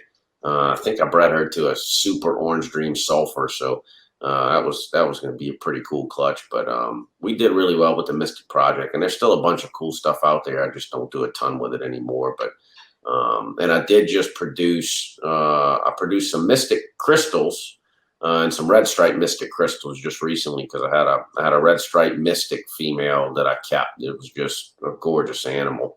And finally got around to breeding her this year for the first time and put a cinnamon super special on her. So that was a pretty cool clutch. But definitely a neat gene, and the supers are definitely cool. I never did actually make a super, but I like those animals because they look better than the potions, because they're just that darker purple. So they got a lot more contrast on them, but cool gene for sure. Yeah, no, I like that a lot. I remember when Anthony McCain did the first special mystics, where you had that standard ball python pattern with the mystic potion color to it, and I was like, man, that's got a lot of potential. Oh yeah. Yeah, we're still making mystic specials here, just because, again, it's probably one of my favorite simple combos of all time. Again, just based on that color and look. But no, that's awesome. Yeah, the Anthony McCain days, there was some cool stuff going on back then, and that mystic project hidden was pretty neat. I know Ralph wasn't too thrilled about it, because he was still pretty heavy in phantom at that point, and when they came to be similar, that was a little discrepancy there. But yeah, no, that's an old name you don't get to hear that much anymore. But no, I'm still friends with him on Facebook, actually, and I'll see him post up something every now and again. But yeah, hilarious seeing that. But yeah, Anthony's been going a long time. Yeah, no, sadly. Well, like I said, I'm going to jump topics because I want to kind of dabble in maybe one more thing for fun, and then we're easing into that range of shutting the fuck up and turning this off. So, oh shit, you got Oh. Sambo. We're not fucking talking about your Sambo. We can talk. You know what? Fucking, let's talk about everything you got before we get into a non-related reptile topic. What else you got going on? We know you got balls, bloods. You mentioned rainbow bows. You got a couple bows on loan. You got these motherfuckers. Like, So, is that all right. is that because the highway's not too far from you? Like, what got you into those guys? So I'm gonna pull this up too. I'll answer that question, and I just started putting this together the other day because I started having a problem trying to keep track of some stuff, and it has to do with sources. But I made a species list the other day, so I'll get to it in a minute. But the Kenyans it was another one of those. I wanted to branch out into something. Was thinking about it, and actually I wasn't branching out into Kenyans, but so that had to have been back in the 06, 07 days. Because it was when my wife would still go to shows with me, which she hasn't been to in at least 10 years, probably 12. But she bid on a Kenyan sand boa at an auction, and she ended up getting a super flame Kenyan male. So we had to get some stuff. So I ended up getting her a female. I want to say I got a Dodoma female for it, and then I might have got like a stripe or something. And then, of course, me being an Axanthic fan, I ended up getting an Anery. So we had like 3 or 4 Kenyans for a couple of years, got those things up to size. Then she quit taking care of them, didn't give a shit about them anymore. I put them in the building and started breeding them, and just always had people buy all of the Kenyans. They were always really great sellers. Me personally, I like the species. They can be a little bit nippier than a corn snake or a ball python, but it's not like it's not a green anaconda. I mean, it's not going to tear your arm off. They don't bite you all the time, but they can be a little bit nippier. But they stay really small. And then I tell everybody, hey, if let's say you got a 10-year-old boy and all his friends have pet snakes and he wants something like, hey, get this because it's unique. No one else will have one of these. Look, it's got a pointy head. It burrows under the ground. The eyes sit up on top. They stay really small. The scales are really keeled. So, I mean, when they, it's harder to see when they're little, but when they get older, along their tail, really keeled scale. Just it's a neat little species. They're easy to keep, really hardy. And they stay small, which, a mom loves hearing that, hey, the dad to that is, 14 inches long and big as my pinky. They're not big. And then, I've been friends with Jeff Holloway for a long time. And Jeff, to me, is the godfather. He's the original Kenyan sand boa guy. And Jeff's always got cool shit. So I just would pick up a project here or there that I like, but was really looking to just get a higher end Kenyan project that was really cool, that I really liked, and I love the Anery stuff. And so Jeff actually went to Tinley. Well, we didn't have any this year, but last year, and I don't remember if it was March or October. I think it was March. But anyway, I went to the show because he was there. I don't get to see Jeff often. Normally just in Daytona, and in Daytona, Jeff never brings anything. He's just there by himself, walking around chatting. So I always got to see his stuff online, but he had them there. I was like, okay, shit on it. I'm going to get some HRPs from Jeff. So I ended up buying that HRP pair that Ben just had that picture pulled up. And those really have now overtaken as my favorite Kenyans that I own. And just the contrast on those is unbelievable. And the white is it's white and black. That's it. I mean, it's a bicolor snake. There's no silver. There's no yellows. There's nothing else coming in. It's just white and black. So, I mean, they're just fantastic looking animals. And actually, I'm probably going to start pairing that pair here in the next couple months because the female's just about the size. So I'm kind of excited about breeding that stuff. And for anyone else looking at it, just so you know, Jeff actually, I think he's still doing it, but he would grade those animals on a scale of 1 to 10. And then the price was the grade times 100. So that male is a 10 and that female was a 3. But Jeff told me, hey, look, you can, they're kind of like pies. So he's got a customer that bought like some 3 or 4 graded animals, bred them, and got some 9s or 10s out of them. So you can go any direction. But once I found that out, I was like, hey, you know, I really like the look of the male. I like it. I'm going to get the male. I said, but you know, let me go ahead and I feel I can get a lower grade female and still make what I want and enjoy the project and see both ends of the spectrum and see how it works. So I got a 3. But the funny thing as time's going on is the male, you can see it in that picture because they're probably about a year old when I took that. I realized that I'd had them for almost a year. I never took pictures of them, showed anybody. So I finally did. But you can see some black tipping coming in him. So he's got some dirt in his white, but he's got a lot more white. But the female's got a higher contrast than he does. So I actually really can't pick a favorite and probably going to have to elicit some help from Jeff when I go, hey, I produced these. Help me grade these things because, I see the difference in those 2 animals, but I could grade both of them an 8 for different reasons. So I'll get some help from Jeff. But I'm pretty excited for that project and for those Kenyans because they're phenomenal looking animals. And so hopefully I'll have some babies next year from that pair. I'll be excited. Well, really cool. Yeah, I mean, aneurystic paints and the Splash Project have always been 2 of my favorites. It's one of those species I've always talked about. I've just never really committed. I got a few, but just ones I've stumbled across over the years. Yeah. I make 2 to 3 litters every year. So, and I mean, I have some older girls. So, I mean, I spit out big litters of 18 to 22, 24 babies. So, I mean, I'll make about 60 of them a year and sell them no problems. And if I ever have any problems selling them, I mean, I always have somebody at wholesale come buy everything I have. So, fun little species. They don't eat a lot. They're pretty easy to take care of. And they make great pets for local shows. And it's always a good wholesale sale, the worst case scenario. So, I just have fun with the species. Yep, I get that. Ben, a couple weeks ago we were talking Sambos. What was that record-sized litter, like ballpark? Right? Like 48 or something crazy. 48 babies, maybe? It was something nuts. Yeah, I want to say, I'd have to go back and look. I think 24, 25 is my biggest. But, you know, the funny thing is that's a big litter, but I've been to like some wildlife parks and some zoos across the country, and you'll stumble and they'll have like some little area with a bunch of snakes, and there'll be one cage with this Kenyan sambo. It'll be like twice the size of my females. I'm like, I don't know what y'all are feeding that thing, but it's gigantic. So I know there's got to be some really big ones out there. My 3 big old adult girls are big around, but they're not very long.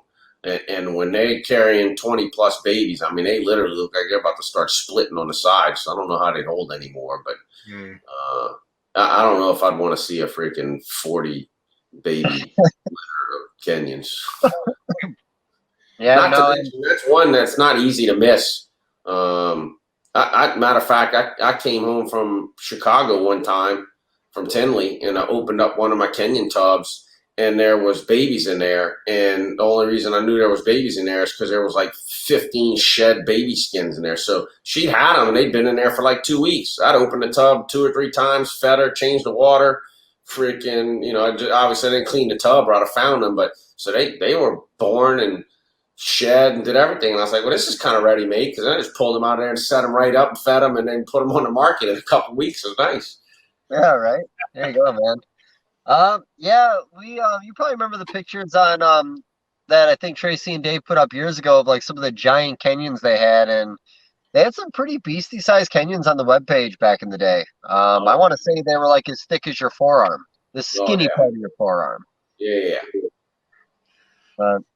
Yeah, that didn't excite you that much. That's your reaction. Oh yeah, that's all I can get out of you on that one. Okay, let's move the fuck on. I got to thinking about something when you said it, but I freaking wasn't gonna air it out. That's fine. I know when I talk to you, you don't really listen. You're just thinking of other shit. It's okay. We hung out for hours. I know where we're at right now. No, I was listening. No, it's fine. I got to. Anyway, go ahead. Move on. Be back. Cool. Yeah, nothing weird. Okay. Well, what do you want to talk about now, man? You want to talk about your Angolans a little bit? I mean, like I said, you're all over the place. You got a lot of little things going on. We talk Rosy boas. We've never talked Rosy boas. Yeah, Rosy boas. So that's one. So the little species list that I put, I can run through it again real quick if you want. That's actually funny. I made a list. And I got 3 boxes next to all the species. One box that says kept, so I kept the species. One that says I've actually bred the species. and one that says I've actually produced the species. That's one that falls in the kept column only. But the Rosies, I got into that, and it's funny. I had 3 people at local shows over the course of about a year and a half come up to me and said, "Hey, we don't see any Rosy boas anymore." And the funny thing is to lump those people into one demographic and one little neat box. It was always a lady, and she was always over 65 years old and by herself that was asking for Rosy boas. I'm like, man, what's the deal with these older ladies but they used to have Rosies or something? But I mean, like, they specifically walked up to the table and said, "Hey, I don't see Rosy boas anymore." And there's three of them, unique experiences. They're like, well, that's crazy. I said, well, let me get some Rosy boas. So I couldn't. It was hard to find any at the time. I don't remember when I got them. I want to say maybe about 6 years ago. And I ended up I went and did a Pomona show. I've only done Pomona like twice. But I went up there and said, man, I'm in California. Surely I'm going to find Rosy boas. And Pomona show, for anyone that hasn't gone, but it's been to Tinley or Daytona, Pomona is bigger than both from a size perspective. From a vendor perspective, it's probably roughly the same number. Well, old Daytona, not new, but it's like a Tinley October. So there's a ton of people there, and we're in California. Man, I walked through the whole show and found like one table with Rosy boas on it. That's it. And I didn't really like anything, so I didn't get anything. So went on the hunt, and really there's 2 looks of Rosies that I like, and it's black and white striped, and then the red and gray striped stuff. So I ended up getting from 2 different people tracking it down. Well, I ended up getting a pair of Cabo San Lucas Rosies, which are black and white stripes, and the male died. Female was doing good, so I had to find another male. Happened to be at the bar talking about it in Tinley one time at the auction, and guy behind me was like, I got one on my table. I was like, okay, so I bought his male. So I had that pair of Cabo San Lucas for a few years, just about up to breeding size. Happened to be in Daytona, and Craig Trumbauer's got that pair that Ben had just put up, and that's El Rosarios, and those are actually harder to come by, and I'd have to go back. I wrote down the lineage stuff, but Craig told me exactly where they came from. But I mean, he's got the lineage traced all the way back to the wild collected stuff. And so those are pure El Rosarios. But I walked up to Craig's table and I was like, hey man, I want those snakes. And he goes, man, I brought those here and knew nobody was going to buy those because nobody would knew what they were. And I said, well, I know what they are and I want to buy them. So he sold them to me. So I've had those for 2 years now. And they're doing really well. But this year, for the last 3 years, I thought my Cabo San Lucas female was pregnant, and I've never gotten any babies from her.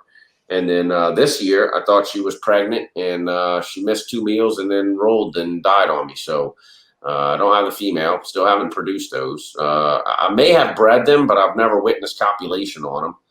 So I still have that male, and then my 2 El Rosarios are still doing good. So I may be breeding those guys next year or the year after. I'm not in a hurry to do it. So, but the Rosy boa is another neat species, but I obviously haven't dialed everything in yet on my end for that one. So that's still a work in progress, but I enjoy them and they're pretty. Do you ever find it difficult in your building to be doing all these different species that need all these little things? Yes. Okay. Yes. And it's actually, I had a friend offer me some snakes, and he's getting out of his stuff. And I was like, he's got some carpets, and I'm like, no. I said, dude, I as it is this year, I added two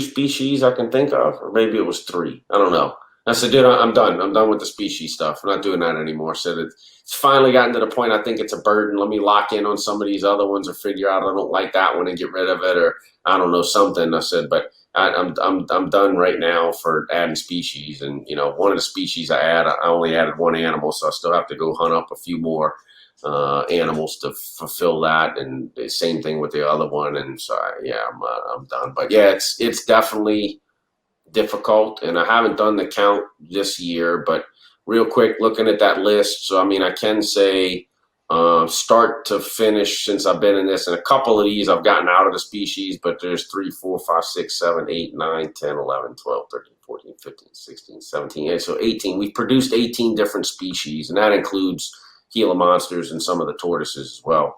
But so yeah, it's gotten, that's 18 we've produced, and I've kept, I don't know, looking at that list, just trying to tally it quick, somewhere in the neighborhood of 30 different species. And so yeah, and I have a sneaky hunch that there's probably a couple of my species that I struggle with a little more than some of the other ones, probably because I'm not keeping them 100% right, and I'm trying to find this rack is pretty close and it's kind of good, and I stick it in there, but it's not the best. And so there's probably some tweaking to that. And so that's where I got to the point this year and said, hey, there's a lot of those species I buy because I like them. I like the way they look, or I think they're going to be, a challenge.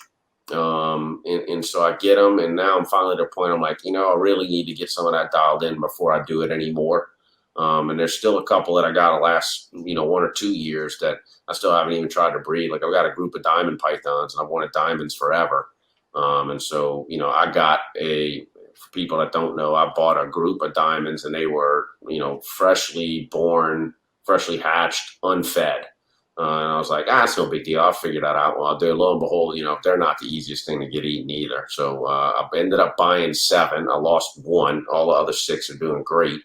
But still, I've never tried to breed those things. So see how that goes. But there's still a couple of species I have that I've never tried to breed that I've been a keeper of and successfully kept for a while. We'll see how breeding goes. But it's definitely a challenge to branch out. And I mean, I still have gotten to the point where I do have what I call the colubrid room, and then the main part of the building is the ball python room. So I do have 2 ambient climates that are different. And then in the colubrid room itself, I got 1, 2, 3, 4, 5. So I've got 6 single stack racks, 1 stack of 4 foot cages, and then I've got some turtles that are in there as well that require something colder.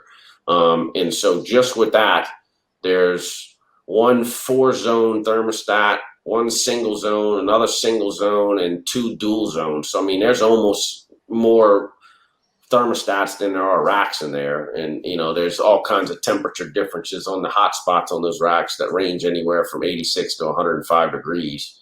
So there's a lot of microclimates in there. But I mean, I at least would recommend anyone wanting to branch out is at least try to do some research on your species and get a species that you think will plug into what you already have existing before you have to start trying to set up a bunch of other microclimates. Angolans you were talking about, great. I mean, I keep my Angolans in my ball python rack, so that's a great one.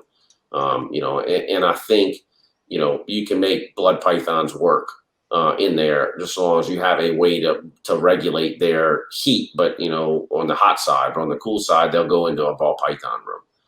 But, at least for the person first starting to try to branch out, try to find something that has some husbandry requirements as close to something you're already keeping. It definitely makes it easy. And from a cost perspective, I mean, yeah, I'd hate to know how many thousands of dollars of thermostats I've got to be able to regulate different temperatures for different ones, and then try to keep it all straight in your head. And so a lot of people ask me, hey, I had a guy this year, how'd you successfully breed your hogs? And I go, I don't know. And he goes, what do you mean you don't know? What temperature you keep them at? So I don't know. I'm not in my building. How do you not know? I said, well, because I've dialed it in over the years, and it's set on my thermostats. If I go walk in my building, I can look at it and tell you what it is, but I got too many species to keep it all in my head, a lot of that stuff. So it definitely gets confusing and overwhelming for sure. Well, I'm fortunate enough that I was able to work with a lot of the species enough on its own to get it dialed in. And now it's like, I hit the cruise control button. I don't have to mess with it anymore. It works, and I know how it works, and I know when I pair that stuff, and I pair it, and I know how I'm feeding it, and it kind of does its own thing now. Mm-hmm. But there's still some I'm definitely struggling with because I haven't put the time in yet to tweak them. So I don't know, we'll get there. Okay. Ben, do you have anything to add to that? No, I mean, I think that it is tricky. I mean, what Ryan and I have done in some species, especially our colubrid stuff for the incubation of some of our colubrid eggs, we didn't set up a separate incubator for them. We're leaving them room temperature, but we had this past year during the summer, the room got a little warmer than we expected, and we had a couple that the eggs didn't work out as well as we wanted to. Had a couple with kinking issues, things like that, and just a few, not a lot, but it was enough to be like, oh, we got to start doing this differently. And ended up like, oh, well, we don't really have the space for it, so I'm going to put these in like, this other room, or like that it shouldn't be. It's not part of the snake room, and it is a pain. So I do agree. I think there's like, I think there's things that can be close enough to where it's not terrible. But yeah, if you start getting into things that need to be super cold and things that need to be warm, it turns into a big problem, My colubrid stuff's the same way, and I'm going to change again this year because I used to keep them. I used to incubate the colubrid stuff, and I incubate them in the room. But I got a rack that's kind of empty. It's got some stuff in it, but it actually had some blood stuff and some healers in it. And I keep that heat set at like 87 degrees. So I would put my colubrid eggs in the egg box and stick them in one of those tubs and close the tub. So I know the inside of that tub was probably like, I don't know, somewhere around 85 degrees or so. And it was working good. And then I had some people who were telling me, man, you incubate them a little cooler. The babies will absorb more. They'll come out a little bit healthier. And so, I moved them to putting them on the floor under that rack. So we're probably incubating at like 82 degrees, 81 to 82. And now all of a sudden I'm starting to have a lot more eggs not hatching and a lot of babies dying in the eggs. So I went, okay, you know what? I'm going to bring it back to where I used to because I didn't have problems.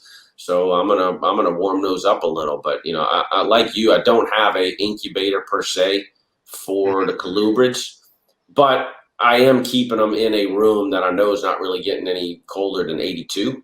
And maybe this year what I'll do, instead of putting those on the floor, because it's still a concrete floor and they may be getting some cool from the concrete, maybe I'll just put them in the bottom tub in that rack instead of a higher up tub and try to get them somewhere between that 81, 82 that they probably were. And I've never measured the temperature. I probably should measure the temp in one of those boxes sitting on the floor, because I know the room's 82, but it might be 79 degrees on that floor. I don't know. But I'm going to make another tweak to that this year because it still had decent colubrid production, but I lost quite a bit of corn snake eggs that I think shouldn't have been lost. The eggs look good when they first hatched, so when they were first laid. So we'll see. But hey, the Louisiana milk snake eggs incubated on that floor, they did great.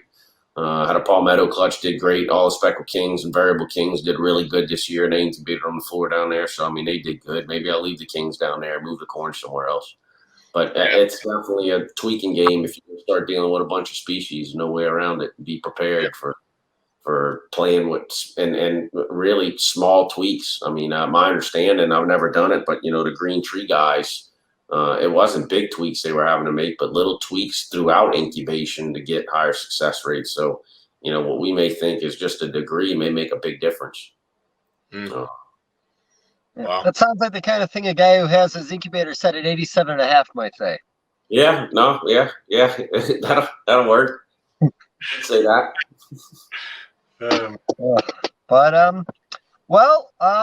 Did we peak? Was that a peak? Yeah, we could probably get some more information out of this guy, but I think we peaked. Yeah, I'm actually enjoying. I think that we could have talked for another couple hours, but I don't think that our listeners would be super happy, staying on for 5 hours. Yeah, attention spans are real motherfuckers, man. Like we run real fast. You want to keep it like 2.5 hours tops. We probably lost about 65% of them an hour ago, so that's all right. There's a good chance. A lot of people, to be honest, they turn the podcast on. They just leave it on while they're like cleaning the snake room or whatever, and they'll. I listen to a ton of Joe Rogan stuff, probably 4 to 6 podcasts a week, and they're 3 to 4 hours a lick, and I listen to all of them, and I've done it week after week for the past probably 6 years. So I know there's people that do it if you have the ability. I used to drive an hour and 15 minutes each way to work.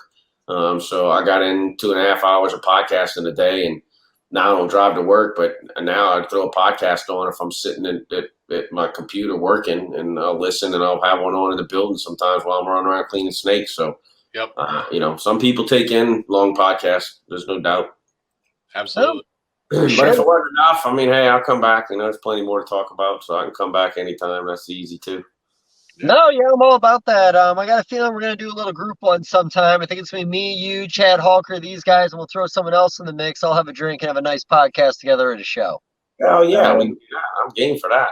It's got to be a little earlier in the night. You get a little later in the night, there'll be plenty of drinks involved. No telling what'll happen. Don't do it in Daytona either. You know? I think that's the idea.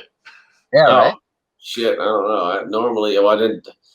Just make sure Fuchs ain't around, because we somehow end up freaking naked swimming in the ocean at 2 a.m. in freaking Daytona, I mean, do you mind?